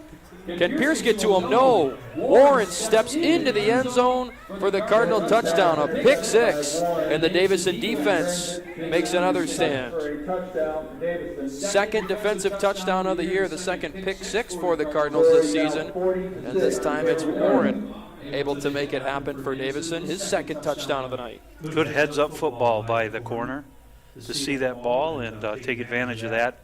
Had some good blockers all the way down the left side, put 6 more on the board. Pierce has done that a couple times. In trouble, has just sailed it over top, and that time it goes to hurt the Jacks and goes to hurt the senior. As you mentioned, good heads-up play for Warren. He was in the area. Intended receiver ended up falling down. Good job by Unger, too, to come in and run as more of a running screen. Kept his hands high to avoid an illegal block. And this is Flowers with the extra point conversion. Fights his way past the goal line. And with less than 6 minutes to play, the Cardinals defense now does the job and puts points on the board. 42-6, Davison extending their lead over Arthur Hill. So the Lumberjack offense going to have to take the field again and basically start from scratch right where they had it and see how they rebound after the pick 6.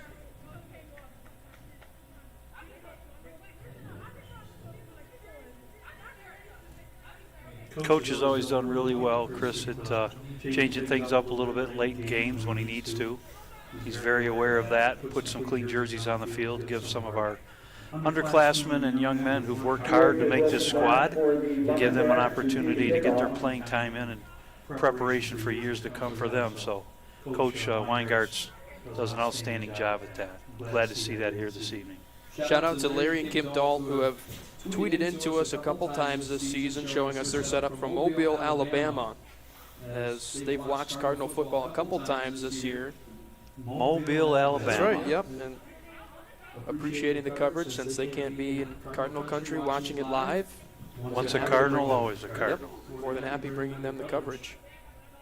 So with 5:52 left to play, Hopkins will boot it back to the Jacks. Had a nice little return last time. Trying to see if we could get some scores between the other around the SVL league, red yeah. divisions going on. Yeah. This is a deep kick back to about the 5-yard line. And Pierce, little shifty, finds a seam, splits the middle. And in the danger zone and ends up doing himself in past the 40-yard line. Found that seam and hit it. And boy, is he talented when he can hit the burners. 42-yard line. First and 10 for the Lumberjacks. I always like to hear the Davison Cardinal Band, Chris, play the alumni song at the home games, and it's always, I'm proud to say, stand up alumni, get on your feet. And it's good to hear that we have those alumni throughout the nation piping in and listening to us tonight. DTV, that's great. Looks like Brother Rice at the half leads Lapeer 28-7, as the last tweet was a blocked field goal that Brother Rice hopped on, took it to the house for 6. And so 28-7, the score for Brother Rice over Lapeer. So here's first down and 10 after the big return for the senior Pierce. He's got 3 out to his right. Cardinals bringing the pressure. Give is up the middle, and it's to Pierce. Pushes his way past the 50-yard line, Tackled by Harrison. and that's enough for a Jack first down. That's enough for a Lumberjack. First down. Grand Blanc taking on Powers tonight, and at the half, the Bobcats leading the Chargers 33-14. 45-yard line of Davison. Where's that game being played at, Chris? It looks like I believe it's at Grand Blanc, but At Grand Blanc.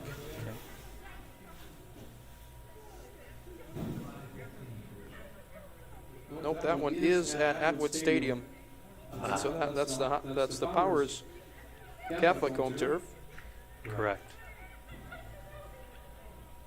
Only other game going on is Carmen Ainsworth in Midland. We'll try to see if we can get you a score update for that one, as the Lumberjacks on one play cross midfield and get into Cardinal territory. Man in motion is Mackle Jr. Pierce this time will give it, and nothing going for Claudio as he stopped right in front of midfield. And the fullback option has not been working as it was on the first play. Nice stop by Harry, number 10 there, plus number 30, that Frank McLean got in there on the tackle. Good for that young man. Halftime between the Midland Chemics and Carmen Ainsworth. And at the half, Midland over CA 16-0 the score. So a 2-score ball game that the Cavs can try to work back into. Davison atop the SVL Red Division standings. Hasn't been matched yet. 3-0 in the Red Division, 4-0 overall. Lapeer not far behind. Grand Blanc as well, both at 3-1 overall and 3-1 in the conference. So here's second down and long for the Jacks. 3:50 to play before halftime. Pierce will throw it over top, low, and it's incomplete. He did have a man, though, as Jonathan Jackson was there. Just took a quick 3-step drop and a little slant route over the middle. Just wasn't where it needed to be for Jackson. A little pressure off the rush from the Cardinals, too. He did have a man wide open. Was forced to throw that pass a little early. You know, both these teams' football programs go back to at least 1950. It could have been before that. But Davison and Arthur Hill both go back to 1950. This is only their 6th all-time matchup. Well, Christopher, you should know, 1949, your grandfather, Clarence Alvin Jared Jr., Cardinal, 1949. They played right behind the Central Elementary School there, which is a playground today. Used to be the original Cardinal football field. Little traditional history of the Cardinals.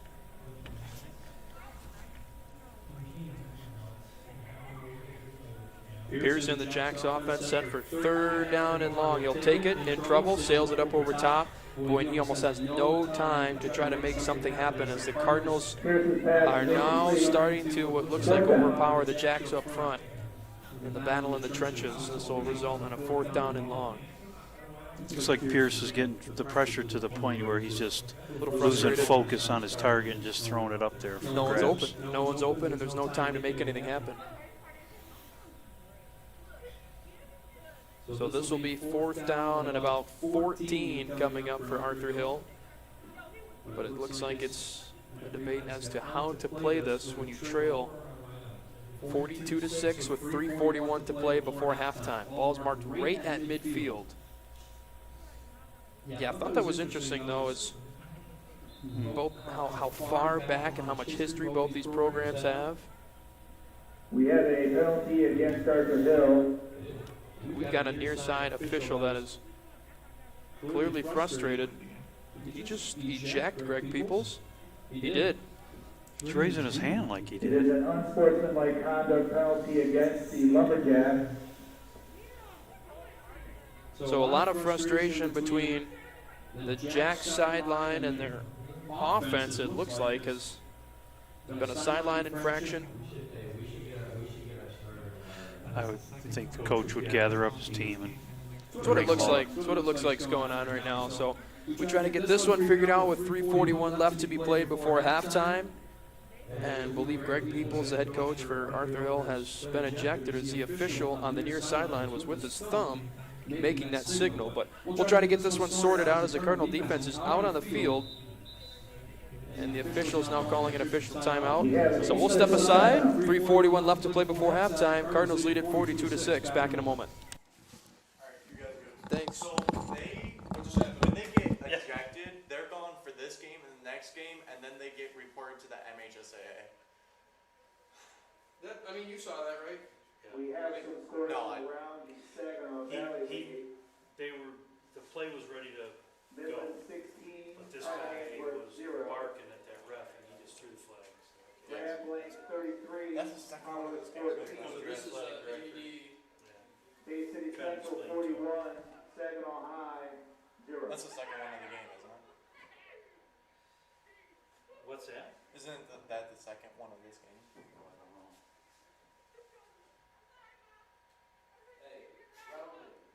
Yeah. Can we get some time back on the clock here, please? Chad yesterday, it's the freshman game. No, it was JV, but he pokes his head in the clock room. And he goes, can we add 5 seconds up on the clock? And it was like in the first quarter, and I was like, no. No.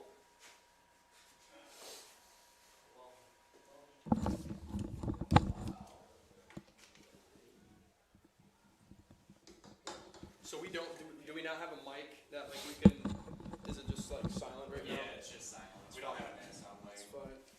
Tough to do in like an enclosed, I mean, these windows are great, but it's, I mean, you know. Can't take them out. Right, you can't open them or.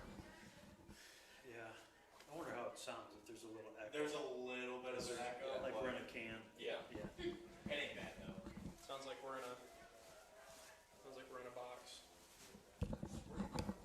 Yeah, I think they're about set. As soon as the coach is sticking on the sideline, so I don't know if he's out or not. This might have been like get back to your sideline, but this is like No, you're gone. I think it He's still was. there, though. You think he'd be like? You I gotta think get it this was. guy out of You're out of here. I don't think so. They're giving him a chance. Well, you don't give him a chance when you. Right. include him. I know. You're right. All right, here we go. All right, going live in 3, 2, 1. You're live. So we're back here on 4th down and long coming up for Arthur Hill. As after the sideline penalty on the Jacks, we've been saying that Greg Peoples was ejected because it looked like the near official was signaling that he was, but still on the sideline. So we were incorrect about that. But it's 4th down and long, and the Jacks look like they have no sign of trying to punt this one away. So Pierce will drop back. Blitz is picked up, trying to buy time. Sails this one over top. And it'll be tipped, and it was tipped by Warren, loose ball, and it was caught by Wilson. And this is going to be interesting because it's right at the line to gain at the 35-yard line. So it'll be dependent on where they spot it. As Warren went up for it, could have just batted it. I mean, you think if you bat it down, the line of scrimmage is back here at the 35-yard line. Tried to pick it, which would have really been more of a punt.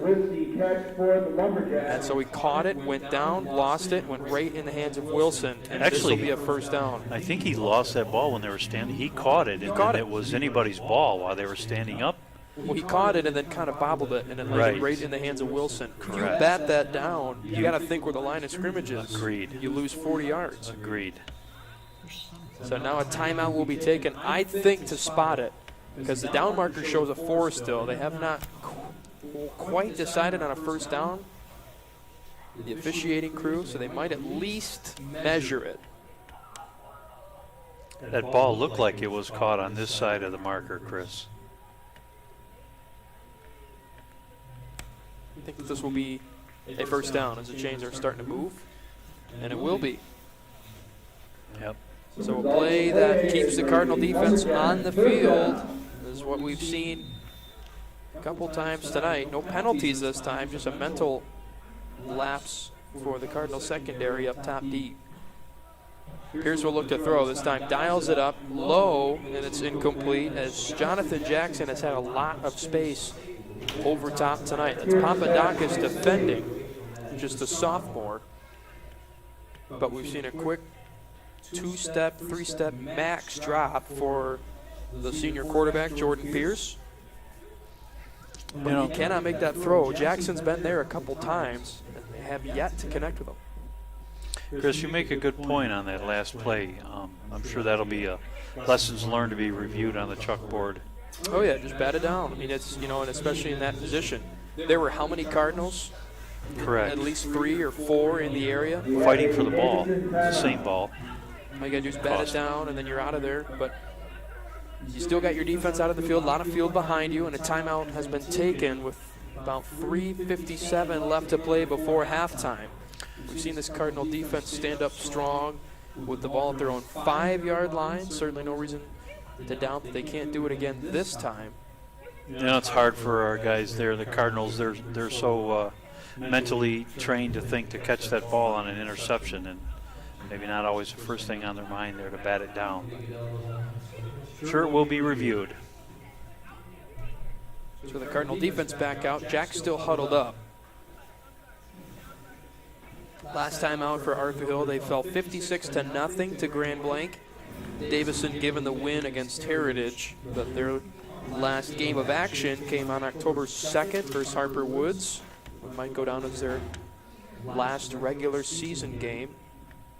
What would just be 2 at home. It's crazy to think that, but an extended playoff format this year where every team would make the postseason. There's about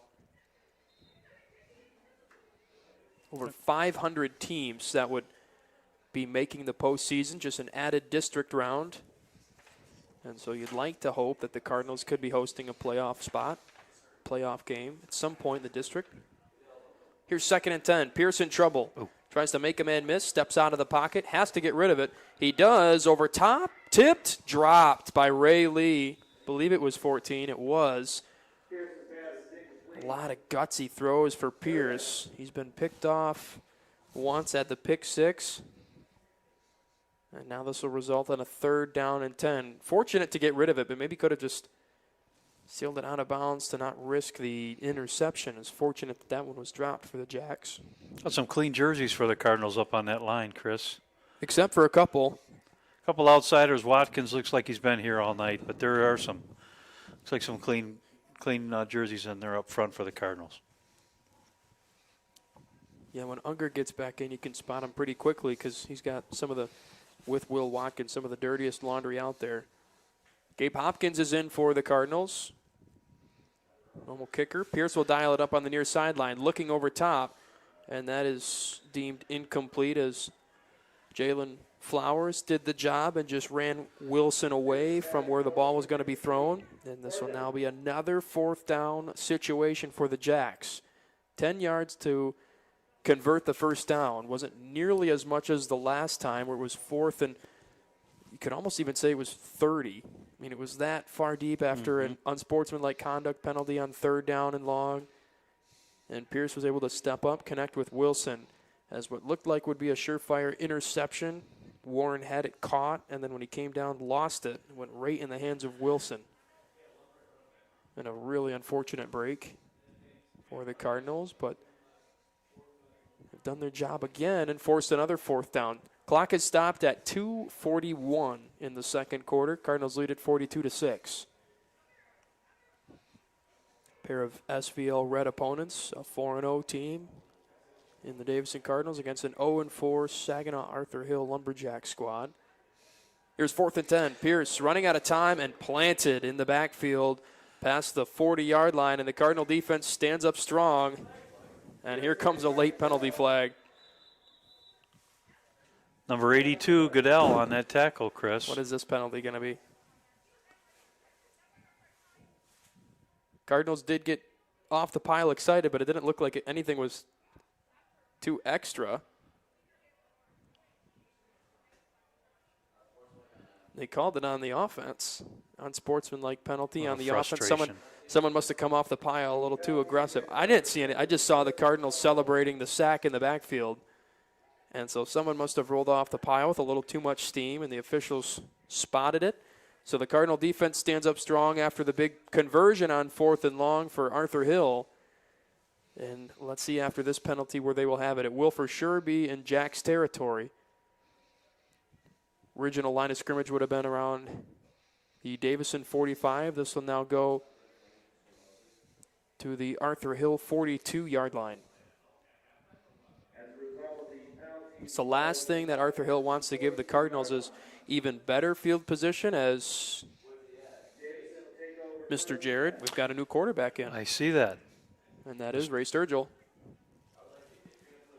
Brendan Sullivan, you can close the book on him, or you'd at least hope so, with 2:35 left to play in the second quarter.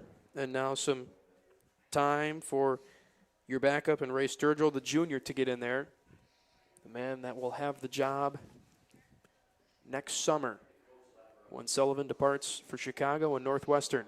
Big give. Fantastic bouncing to the block. outside. One man to beat. And it's Wilson who's finally able to drag down Bretton Lum. I'll tell you, Chris, that play doesn't develop like that if it wasn't from the talented blocking by number 40, Blake Musser.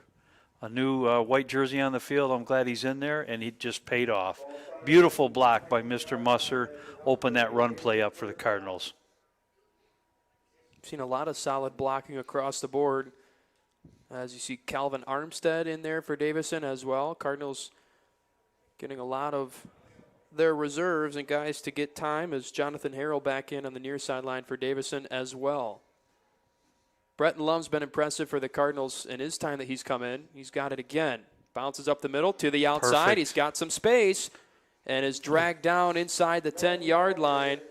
Nice tackle that was made deep in the Jack secondary, but another impressive run by Bretton Lum, who himself continues to impress you as we've got a down Jack towards the tackle. You know, Chris, as a coach, you always love it when you see other coaches entertain the fact of playing young men who have worked just as hard and deserve their time on the field. To switch that up and to take notice of that opportunity for these boys. And I'm glad to see that here tonight. Well, and Bretton, too, just reminds you of what, for the Cardinals, what Kreiderman was last year to Caleb Smith. Runs really hard, has a hard motor, and really does a solid job running north to south. And for Bretton Lum, a junior, so he will be a talented senior bunch that will be returning for the Cardinals next year. A lot of guys, too, just to build off your point, too, just a lot of guys depth-wise.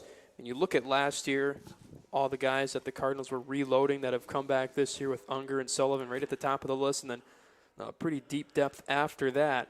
You look at the guys that Davison returning next year. One of them you're really excited for, too, is Gabe Smith. I mean, game one, the injury that he had to suffer that ends your season, a season you'd really be excited to be a part of. And still a part of it, but playing a different role is Gabe Smith. He's a sideline leader, no doubt. He'll be making a return. And we've watched Gabe ever since he was a young man. Great parents. Gabe's got it in his heart for football. He's a leader on the sideline as well on the field. That was unfortunate, but it's such a good feeling to know that we have him coming up through the rankings. And then I'll tell you another great story, Chris, is the Armstead boys. You've got number 23, Calvin Armstead. Great young man. Love Calvin to death. But to have his brother, Charlie Armstead, he's a freshman, and he's out there as well, number 33, Charlie. another great young man. And if you knew the parents, the apple don't fall far there. Great father, Roy, and Darlene, their mother. I mean, to see those two out there fighting together, working together as a Cardinal, that is what we have coming up through the ranks for the Cardinal football program. And I like to see it. Makes me proud. Good stuff. Minute 51 left to play before we stop for halftime as the Cardinals threatening to score again as they've got it first down and goal to go around the 7-yard line. Boy, they give Lance Johnson out here on the wideout a lot of room for a nice little slant if they choose to take advantage of that option. Another nice young man, Lance Johnson. Sturgill will give it up the middle. Lum is going to be stopped. Nope, he gets in. No, they give it to him. Was right at the goal line, and Lum, in a little extra effort, was able to fight across the goal line, and the junior's got his first touchdown of the night. Buck 19 to play before halftime, and a running clock now in effect for the Cardinals as it was running, now it stops. The Cardinals add 6 more as they lead it by 42 at the moment. The extra point pending. By rule play, you're absolutely right. We have a running clock here this evening. Whether it wants to cooperate with us or not, it is officially running. Must stop for timeouts then. Or, I'm sorry, for touchdowns is what I meant to say. Sturgill set to hold for Hopkins to do the job. Great. Nice Good job. high kick, and this one with plenty of height and distance to split the uprights. Minute 13 left to play before halftime, and Davison extends their lead 49-6 over Arthur Hill. Mr. Sturgill had no problem with that snap, right on the money. It's been a back and, or at least to start the game, it was back and forth. When the Cardinals in 3 plays came and scored, Arthur Hill looked like they'd showed some fight, came down and scored themselves. Davison offense skipped no beats, and they immediately marched down the field and scored again, put themselves back up by a touchdown. And then you remember Arthur Hill showed some fight as Pierce was able to escape Unger in the pocket back here, almost found Wilson, what would have been a touchdown, dropped it incomplete. Correct. And then it's really been no looking back from that point on for the Cardinals. And their defense has answered the bell. There's certainly some wrinkles that could be worked out, but tonight a chance to get some of your other guys some opportunity to play and get that experience as you prepare for Lapeer and the close of the regular season next week. And you know, Chris, too, that confidence just brews from these starters. There's no doubt about it. And these young men who are waiting for their turn on the field, they see that, they learn from it. And once they get a sense of that or a taste of that in their own ability, boy, that just it's nothing but confidence builder for the Cardinals. So here's Gabe Hopkins to boot. He's not let one fly tonight. They've all been carpet burners. As that one is scooped up by Pierce. Little stutter up the middle. Look out. And looked like he was dragged down by his helmet initially. The pile carried to the 35-yard line. Boy, look out. He was dragged out of the pile. Brought down by Cardinal number 44, Mr. Clark Hamilton on the tackle there. Boy, and Pierce really upset. He'd come out of the pile. His teammates had to drag the senior out of the mix. And he took his helmet off in frustration and heads right to the bench. This is your senior quarterback that the Lumberjacks offense is kind of patiently waiting for. It'll be 1st and 10 for the Lumberjacks at their 35-yard line. So the clock stops at 1:04. Is what you think could be the final drive for Arthur Hill in this first half before both teams stop for halftime. No locker rooms in any setting this year, so you have to head your separate ways and go to each end zone. It's been a weird year in 2020 for all things across the board. One of those is we talked about the extended playoffs, everybody with a spot in the postseason. It'll be an extra district ball game that will start towards the end of October, the week after next, already here. So Pierce is set for the snap. Takes it and will look to throw. In trouble. Throws it over top. Tipped and incomplete. Went right through the hands Bryce Simmons-Griggs, the sophomore. It's almost to the point, Chris, where I'm not sure Bryce was ready for that ball. He looked up and seen it. His hands couldn't get there quick enough. It might not have been. I'll tell you, the senior, number 12, Whitkey over there on the left side, he's bringing a little pressure too. It's good to see him out there and have his opportunity. We also had that McLean in there in the middle. And then, again, I've already mentioned Blake's name, but Mr. Musser out there put a little pressure on it. But I think on this end, Chris, number 82, Goodell, he's got a taste of that and looks like definitely wants more of that. They're having a little trouble with him. He is definitely getting in the backfield. These are some good-sized bodies, too, to be going up against and get that experience on. 2nd and 10. Clock stopped at 57 seconds. Senior looks to throw. Pressure coming quickly, and it's right through the hands of Hopkins. As that was another not one. only did he have the interception all but guaranteed, but that could have been 6. If Hopkins jumps that and has a burst of speed in front of him, there could have been a lot of green in front of him. And that's really what you would have loved to have seen from your senior. That's more notoriously known for his kicking capabilities, but here in his position spot as a linebacker had a chance for an interception, and it just went right through the. I think that was another example of wasn't quite ready for that ball to be in front of your helmet that fast. There is some speed behind it. Pierce puts a zip behind the rock. Clock is stopped at 49 seconds in the first half. Second half will be a running clock. Here in the first half, it still stops to normal ordinances and completions out of bounds. 2 options to the east side, or to each side of Pierce. Long drop, a lot of space. Here we He'll go. look to sail this one deep over top. Double coverage, tipped and incomplete. 3 Cardinals on that coverage. Specifically, Cam Freeman was there for the Cards. Breton Lum, also playing both ways, was there. And that one was tipped incomplete. Here's 4th and 10 coming up. And Pierce right back to the sideline, to the bench where he was before the start of the drive. And you certainly can sense the frustration. It can't be easy to wear that hat where you're the man that is constantly being pressured every single play by a very, very difficult defense. You can see the frustration a little bit coming out in Mr. Pierce. So this will be a punt here on 4th and 10. High snap.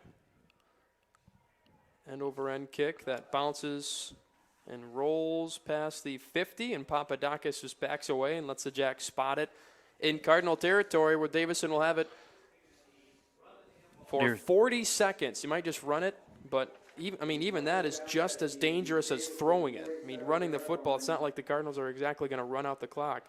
You can certainly still be very threatening if you run the football, if it's with Breton Lum or whoever you'd like to keep it with. We've seen Ray Sturgill over the shoulder a time or two. Absolutely. I think the Cardinals are in a great position right now with who they put on the field here. I trust and believe and confidence in themselves that they have 40 seconds here to do what they can to add to their lead here this evening.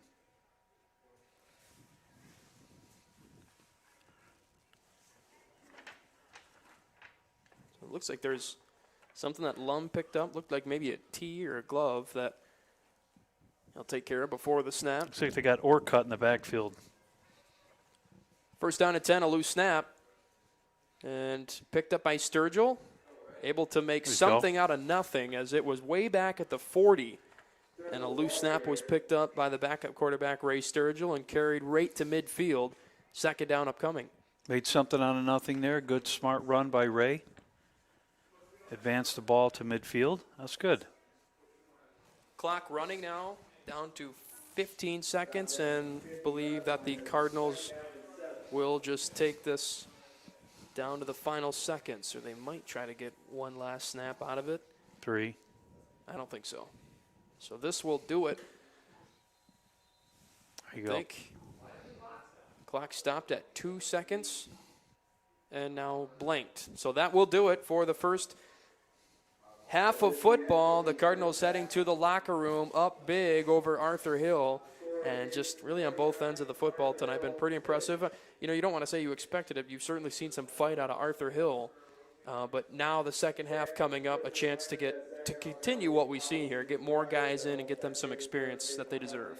Yeah, it just depends on how much fight and will that those top 3 or 4 players for the Jacks have in them here to finish out this matchup here this evening.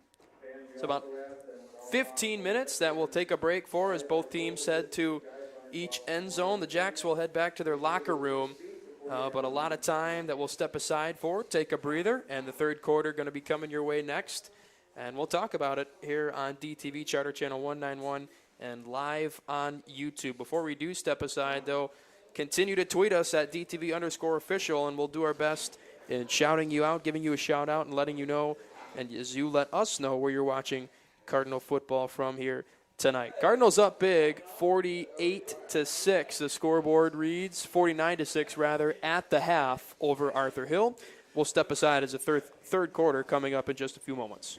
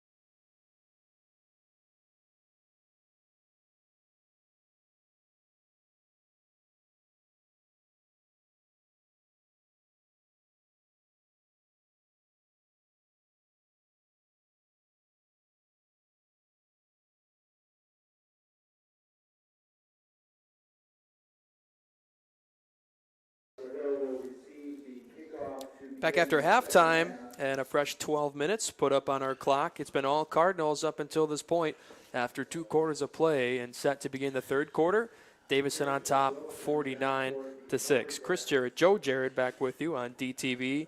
Charter Channel 191 back home in Davison and watchable and viewable anywhere live on YouTube. Go ahead and tweet us or post on our Facebook page where you're tuning into Cardinal football from. We've been plugging that throughout the game and may as well do it now. Yeah, we have had a few people let us know where they're watching from, and this has been a fun one to watch. Everybody's been involved. Offense, a defensive touchdown we've seen, and expecting the same here in the second half as Davison will kick off to Arthur Hill. Kudos to our Cardinal parents who made it here this evening, made the drive to watch their boys play.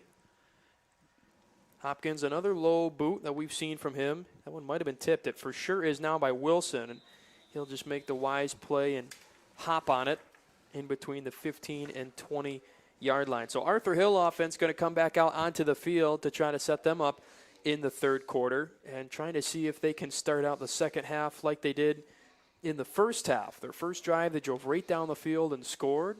They haven't done it since, and that you can attest some of that to the Davison defense that we've seen tonight. Yeah, I think early on the Jacks weren't really too clear on what they were up against, and they come out with some confidence and put some numbers up early on. But looks like our Cardinals have taken control of that on defense.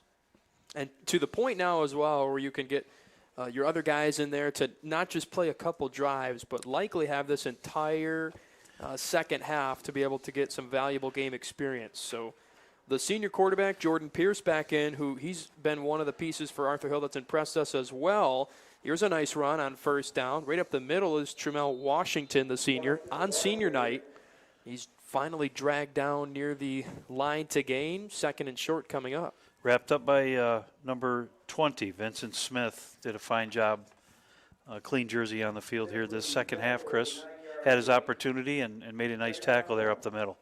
So we've seen Pierce do some pretty impressive things in light of everything. He's been basically constantly shouldering the pressure from Davison, but has made some nice plays. We've seen him get frustrated, but you can understand that with how much pressure it seems like he's been constantly on all night. Good to see Calvin Armstead, number 23, out here on the coverage to start the second half as well. So this clock will roll. Right now, second and short. Pierce will pull it, and he's washed in the pile up the middle, but that pile does flow in the right direction for the Jacks. Official signal for a first down. 82, junior Josh Goodell on that tackle, Chris. Another player for the Cardinals who didn't see much time in the first half, but hopefully he'll see more time here this second half. What's impressed you that you saw in the first 2 quarters of play, talking about the defense out here, or the Arthur Hill offense, too, for that matter? I think our Cardinal defense, just ball awareness. We had some early on mistakes with some penalty flags, even on the extra point attempts, but it looks like they have cleaned that up. Claudio, the big fullback, trying to rumble past the line of scrimmage, but nothing going as the Cardinals get to the football, and it looks like Gabe Hopkins made the tackle there. And he did. Number 13, Gabe Hopkins, can only kick the ball, but he does a fine job playing that coverage on the end for the Cardinals as well on defense. So 2nd and 9 coming up. You've got Trenton Lum out there as well, as who's got a younger brother who plays also in the Cardinal program. Davison had a game last night. JV fell to West Bloomfield. And then the freshman team with a big win over Saginaw United, it's tabbed. A combination of the Saginaw High and Arthur Hill teams, as that's a pretty impressive run after the catch for Washington. It landed right on his doorstep. I mean, he made the grab, but had to finesse his way past a couple Cardinals to get even more positive yardage, and he did just that. Ran right into Armstead, number 23, but Orcutt over here, number 24, is doing a great job for the Cardinals. They finished off the first half, Chris, and they brought him here back to start the second half as well. To let you know how a running clock can really move is almost 4 minutes have gone by in this third quarter. Expect our second half to go a little quicker for us here this evening. That is right. So here's 3rd and 5. Wilson's the man in motion. Line up in a trips formation to the right of Pierce. Lone man up top, and Pierce will just dump it off to Wilson, but everybody home, as that was Orcutt, to come on in and clean it up. Or that was Vincent Smith, Vincent Smith, number 20, getting some playing time for the Cardinals here. Put an end to the play and put the Jacks in a 4th down situation on their opening drive. Armstead did his job, worked his man in, and give that opportunity for number 20. Pierce Smith. backing up like he'll punt it. Let's see if he will. Trailing 49-6. You don't want to give Davison the starting field position. You'd love to try to pin the Cardinals back as far as they can, but Papadakis, kind of the roaming safety / return man. As well as Lum on the other side. They're not really playing Cardinals up, not to play a man deep, just a they're kind of a double coverage. They're in a defensive position there. Low snap on Pierce. He'll take this one and wait a moment and give it a good boot. And that will die right where it lands, as it's stuck at about the 44-yard line and didn't roll much further. That's where the Cardinals will have it to start their first drive of the 3rd quarter, 1st and 10. Clock continues to melt, 6:40 and rolling here in the 3rd quarter. Be interesting again, Chris, to see who coach puts on the field for their 1st and 10 Cardinals, giving some of these other men an opportunity to get their playing time in here for the Cardinals. As a coach, you like to see that kind of thing.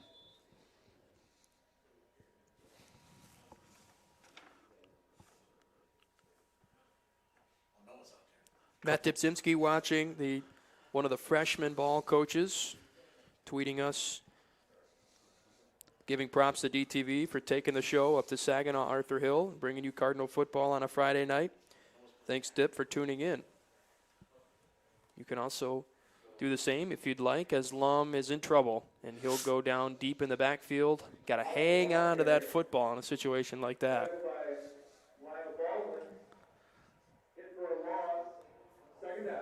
Might take a few snaps, Chris, for these men to understand the pace of this game and what they're up against. I mean, Jacks, they've got some big linemen up front there, and you put fresh jerseys like that out there for the Cardinals, they better be ready to go and protect. Well, Weingarts has always had a next man up mentality. You remember Brennan Sullivan, when he was just a sophomore, had a quarterback like Cannon Hall that had a senior year, an incredible senior year with the Cardinals. And Sullivan got a fair mix of quarterback reps, but was also a viable option as a receiver and was a familiar name in the Cardinal program at that point, but really stepped into the role in his junior year as Lum tries to break past the pile, blow the play dead. Lum is taken out of the sideline and wrapped up and dropped deep out of the field of play. A penalty marker also does fly. This was marked at the 41, and Lum went out around the 35, 34-yard line. That's how far that play went before it was blown dead. You know, Chris, to your point a minute ago about Brennan Sullivan being a mentor to these other two backups, we have Sturgill, who's been a good athlete, come up through the ranks, and now he's working with Brendan is what we're seeing here on the field right now. But another exciting player that we have behind those two is Sawyer Glennie. Yeah. He's our exciting freshman that his dad is one of the coaching members on the Cardinals, and to have Sawyer out here taking advantage of this and being a part of this to get that experience is only positive for our Cardinals moving forward. Yeah, coordinator on the defensive side of the ball. It was a face mask, the penalty in between the two, so that sets the Cardinals up with a fresh set in Jack's territory. And Sawyer, too, we talked about the 5-quarter rule this year in 2020 in the MHSAA. You can play 5 quarters across the JV or even the freshman, and varsity level. 5 quarters total. I know Sawyer last night played 4, so if you do see the freshman, it will likely be, have to be in the 4th quarter. As that was a really impressive run right up the middle by another promising up-and-comer in Orcutt for the Cards. Yep. Strong run by Clifford. Kept his feet moving just as they practice. Paid off for the Cardinals. Wasn't brought down before they moved those chains, and first down, Cardinals. Another new set after the run by Clifton, a junior, but still able to get him in. Cards do have depth at that running back spot for another year. Last year you had Smith and Kreiderman. Could mix a couple other guys in there as well. We saw Pasco run the ball a couple times. Unger in a short formation. And then now this year as well, it rolls right over. Sturgill takes it. He'll pull it, look to throw, over top, tipped and out of the hands, and it falls incomplete. And that was dialed up for Blake Musser. Couldn't hang on to it. Would have had a first down. I think Mr. Musser was running before he caught that ball. That was a great opportunity for him. And Sturgill didn't see, but on the sideline we had number 7, Freeman, on a little slant play, wide open in the middle. I mean, our Cardinals are getting open. There's opportunities out there for Ray. 2nd down and 10 coming up with just 3 minutes left to be played. This is the Cardinals' opening drive of the second half.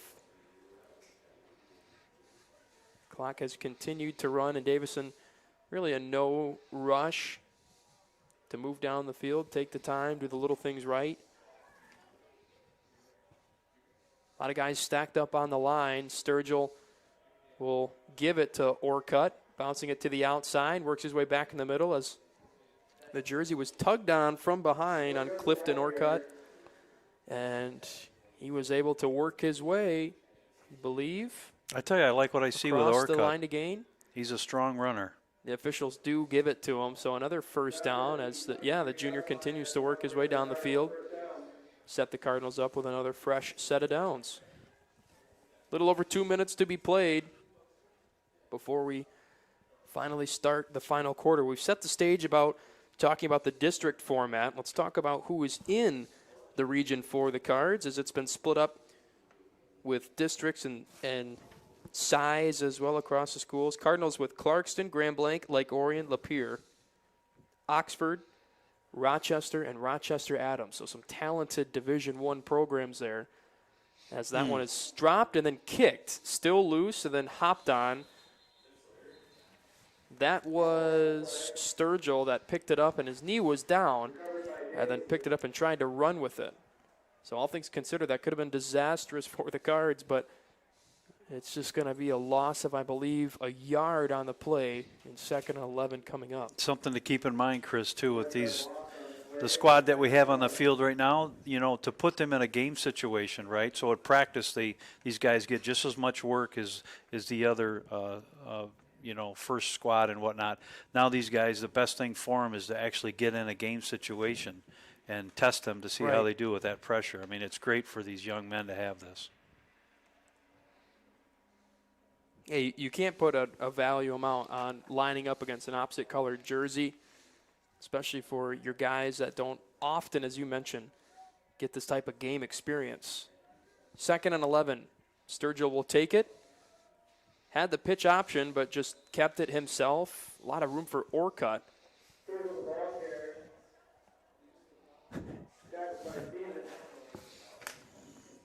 Nice tackle by Stevens, and he lets us know about it.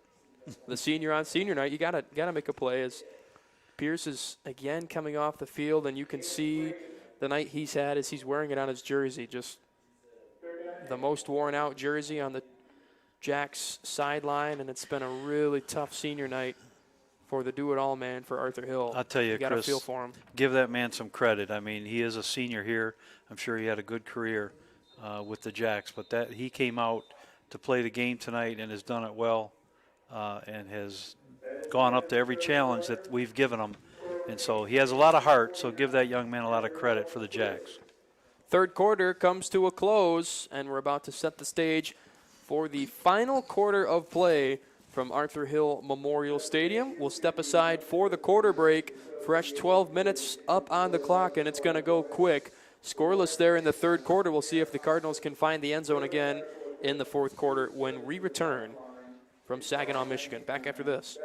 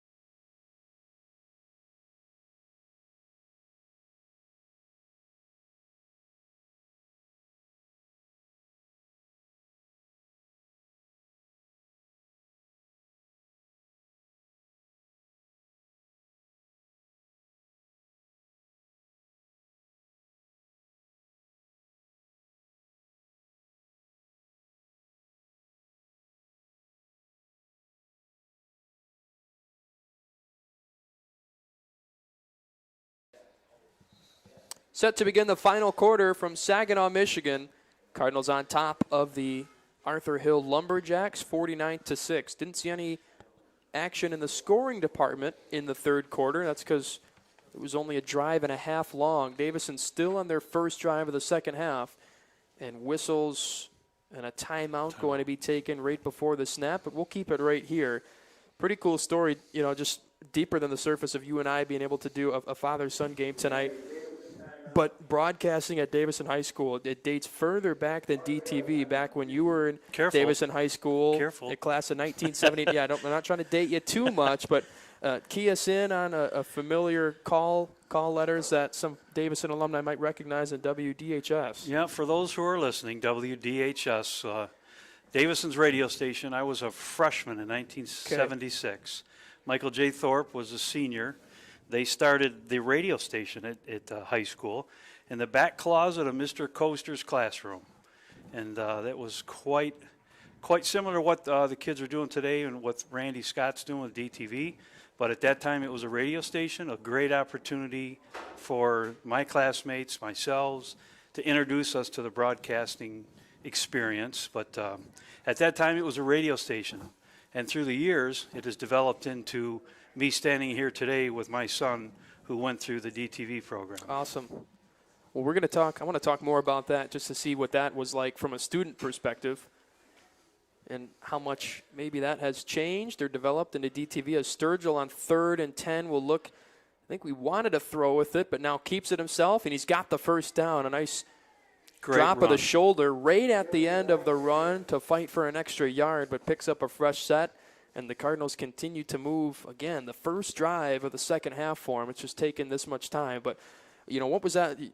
So what, you could have on-air shifts and spin records, or what was that like? Correct.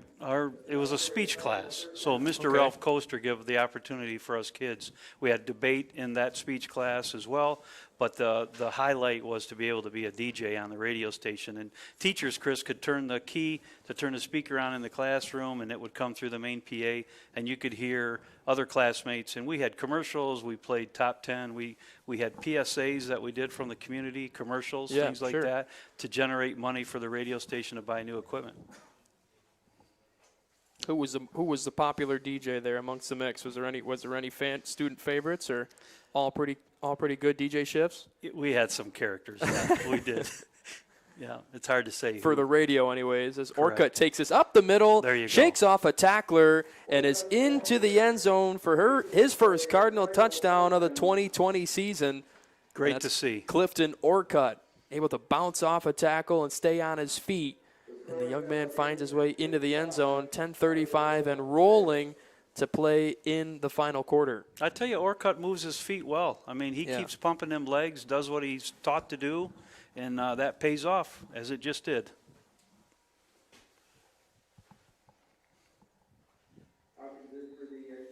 Saw Bretton Lum find the end zone. He's got one tonight. Now Orcutt for the Cards, and Blake Musser with a late checkout.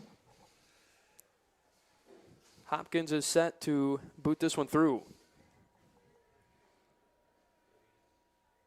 Look out. He's blocked up front, and this will be blown dead. As Claudio got the penetration, it looked like no one got to him right on up the middle. I tell you, Chris, one of the better athletes out there are the kid that I've seen through baseball and whatnot, number 11, Jonathan Harrell. I'm glad to see Jonathan is a part of this program and working with our football team and the staff. He's a great athlete, great student.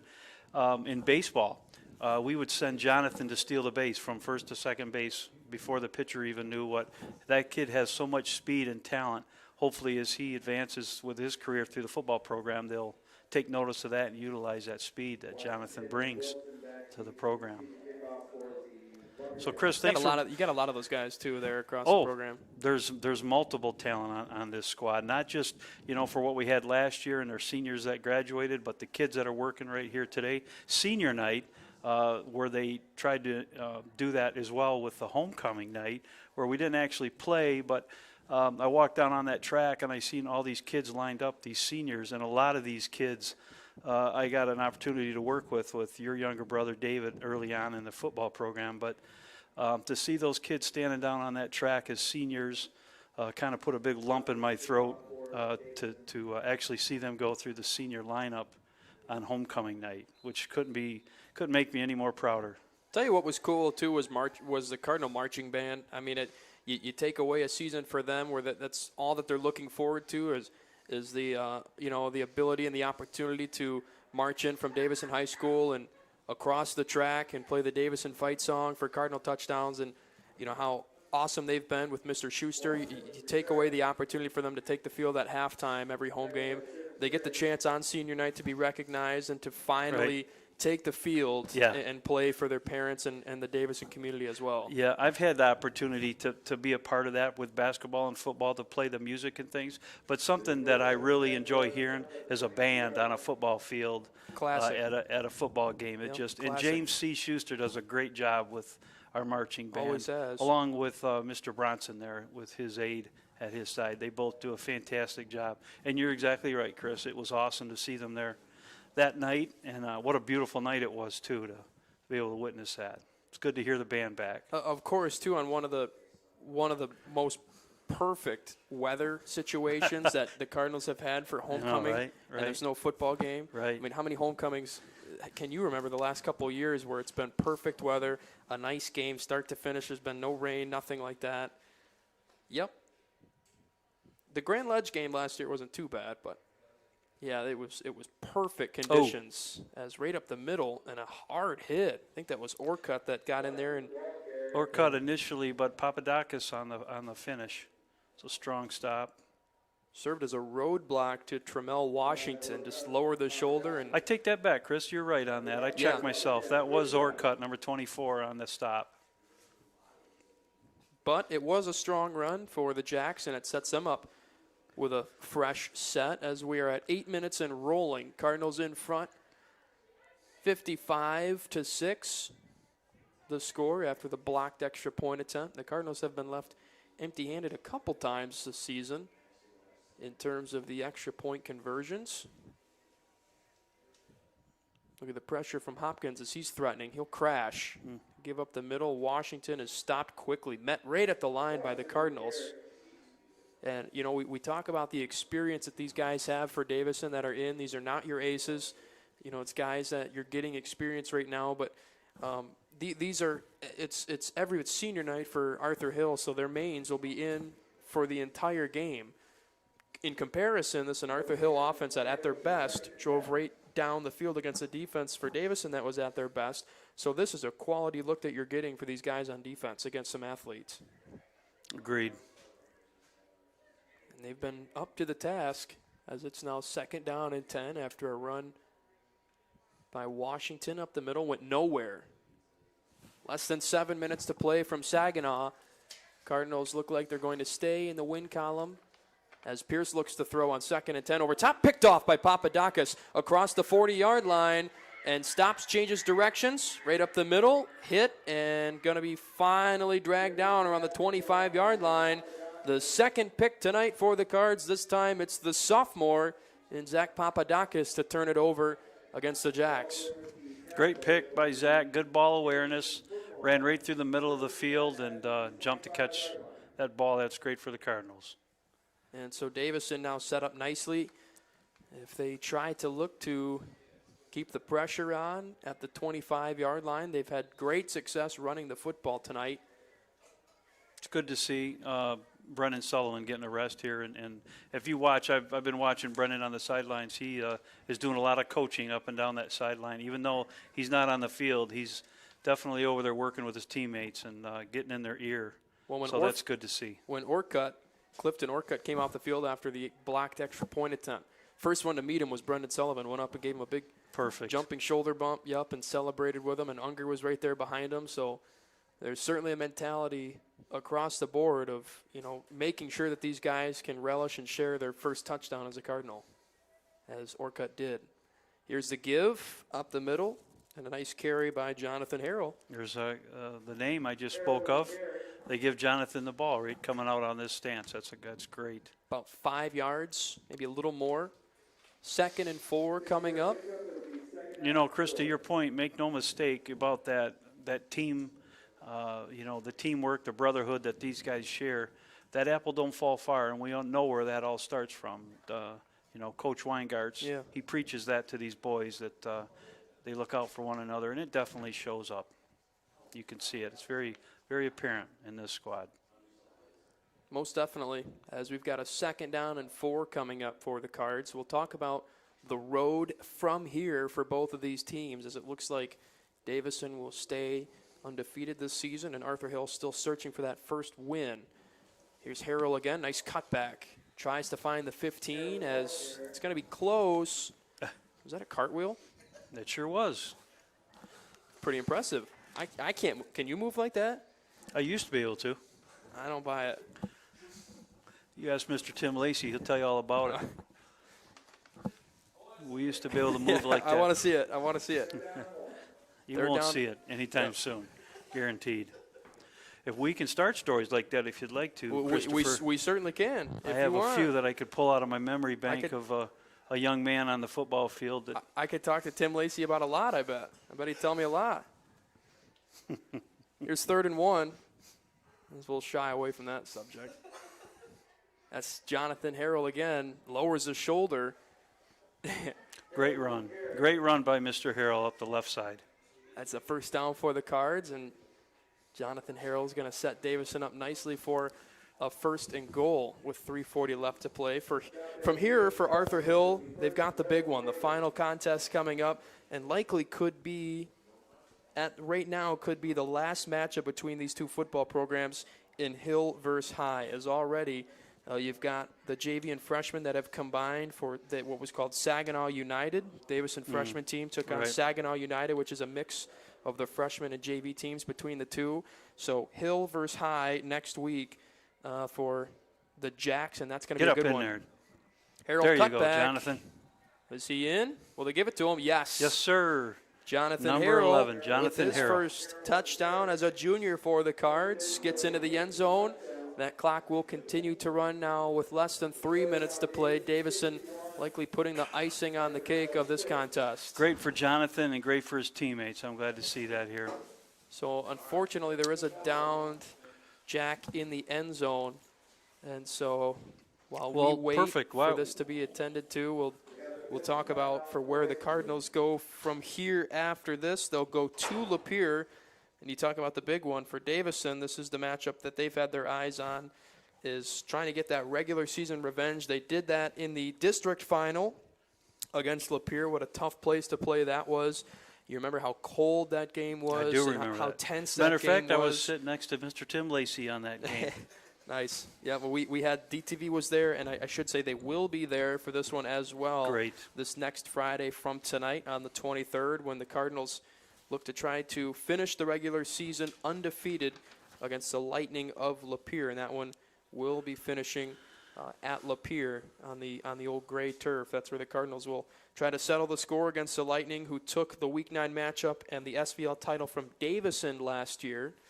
And the Cards trying to return the favor. What will likely be senior night and the last home game of the regular season for the Lightning, and that's going to be a good one. As Lapeer the last time, or 2 weeks ago, I should say, took on Grand Blanc and fell. That's their lone loss. Cardinals look like they're going for 2, Chris. That's Sturgill there as the quarterback, a late man coming out. Took a knee. Yep, and so the extra point attempt is no good. Cardinals leading it 61-6 with a little over 2 minutes to play, and this ball game might have just enough time for the Cardinals to kick it away, and then maybe a play or two by the Jacks. And this ball game will have come to a close here as we're closing in on the final moments. Your first broadcast. We're going to relish these experiences, a father-son broadcast. How'd tonight go, do you think? We certainly had some fun, had some laughs, and a good Cardinal ball game. To me, it was just like a drive up north with you in the front seat of the truck talking football. I mean, it was an honor. This is set up for the students. Randy Scott does an outstanding job with these kids at the school, and we are blessed to have this program at Davison and the opportunity that we present for these kids in this program. So to be able to step in here tonight and do this with you, Chris, was truly an honor. It was. And I'm glad that I was asked to be a part of it. Yeah, well, and we're certainly happy to have you as you've paid your dues and spent your time up in the booth on the house PA mic, and It's only fitting that we had you on for a ball game here, a road game, and happy to have you with us, and happy to have you with me, and on a more personal connection. It's been a fun one. I started the career out as a crew member on the line judge on the side. On the chain gang. Okay. And there was one night I was asked to go up in the booth and take over during a varsity game right before the game, and I had that opportunity. Mr. Wahlberg came down and said, "I need you in the booth." So, and the rest is history. So I'm glad I took a chance for that opportunity, and I never looked back, and it's been a great experience. And I got to give kudos to Mr. Tom Tuttle. Yeah. Tom Tuttle is a great spotter for us. Tom brings, does a great job. While it's cold and rainy out there in the stands, Mr. Tuttle has provided food and beverage for all of us in the booth. Yeah. And for the DTV crew and all the assistant coaches that are part of it. Really quick here before we end. How about the first time you had to bring food up to the press box? You had to come home and make some meatballs really quick. I made Mom's special meatballs for the crew. In about an hour time or 30 minutes time? Yep. You can thank your mother for that. Behind every man is a smart woman, Chris. You'll learn Tom Tuttle's expecting meatballs. that was a trip. Final seconds are going to tick away, and the Cardinals, your winners tonight in Saginaw. The final score 61-6 as Davison with a matchup against Arthur Hill, fellow SVL Red team, and the Cardinals going to move on to 4-0 in the SVL Red division and 5-0 overall. Arthur Hill falling to 0-5 in the league and overall this season as well. All things considered, we saw the Cardinal starters there in the first half get their reps and then able to send in, your guys that don't normally get their shot. They certainly got their shot tonight. Saw some touchdowns by Cardinals that they haven't had their first this season, right. and just great all-around experience and an experienced game for the Cards. Good healthy workout for the Cardinals tonight to get everybody the work that they well deserve. So it's good to see. Big one coming up next for the Cards next week. They'll take on Lapeer to end the 2020 regular season, and then everything from there is the road through the postseason as we will cap the regular season next week, and it will be playoff time in Cardinal country, hopefully hosting a playoff game. Didn't have the opportunity to do that last year, I should say. 61-6, the final score again. DTV will be in Lapeer for that broadcast. Cardinals against the Lapeer Lightning to decide the SVL Red Division title, and that's going to be a good one. Kickoff at 7 o'clock. DTV will be on the air with it, coming your way on Charter Channel 191 and live on YouTube. For Joe Jared, my broadcast partner, and my dad tonight, Chris Jared, signing off from Saginaw, Michigan. Thanking you, Cardinal fans, for watching Cardinal football tonight. We'll talk to you next week. And Thank you, always, Christopher. It's been an honor. Thank you. It's been great. I appreciate it. As always, Cardinal fans, go Cards. We'll talk to you next week.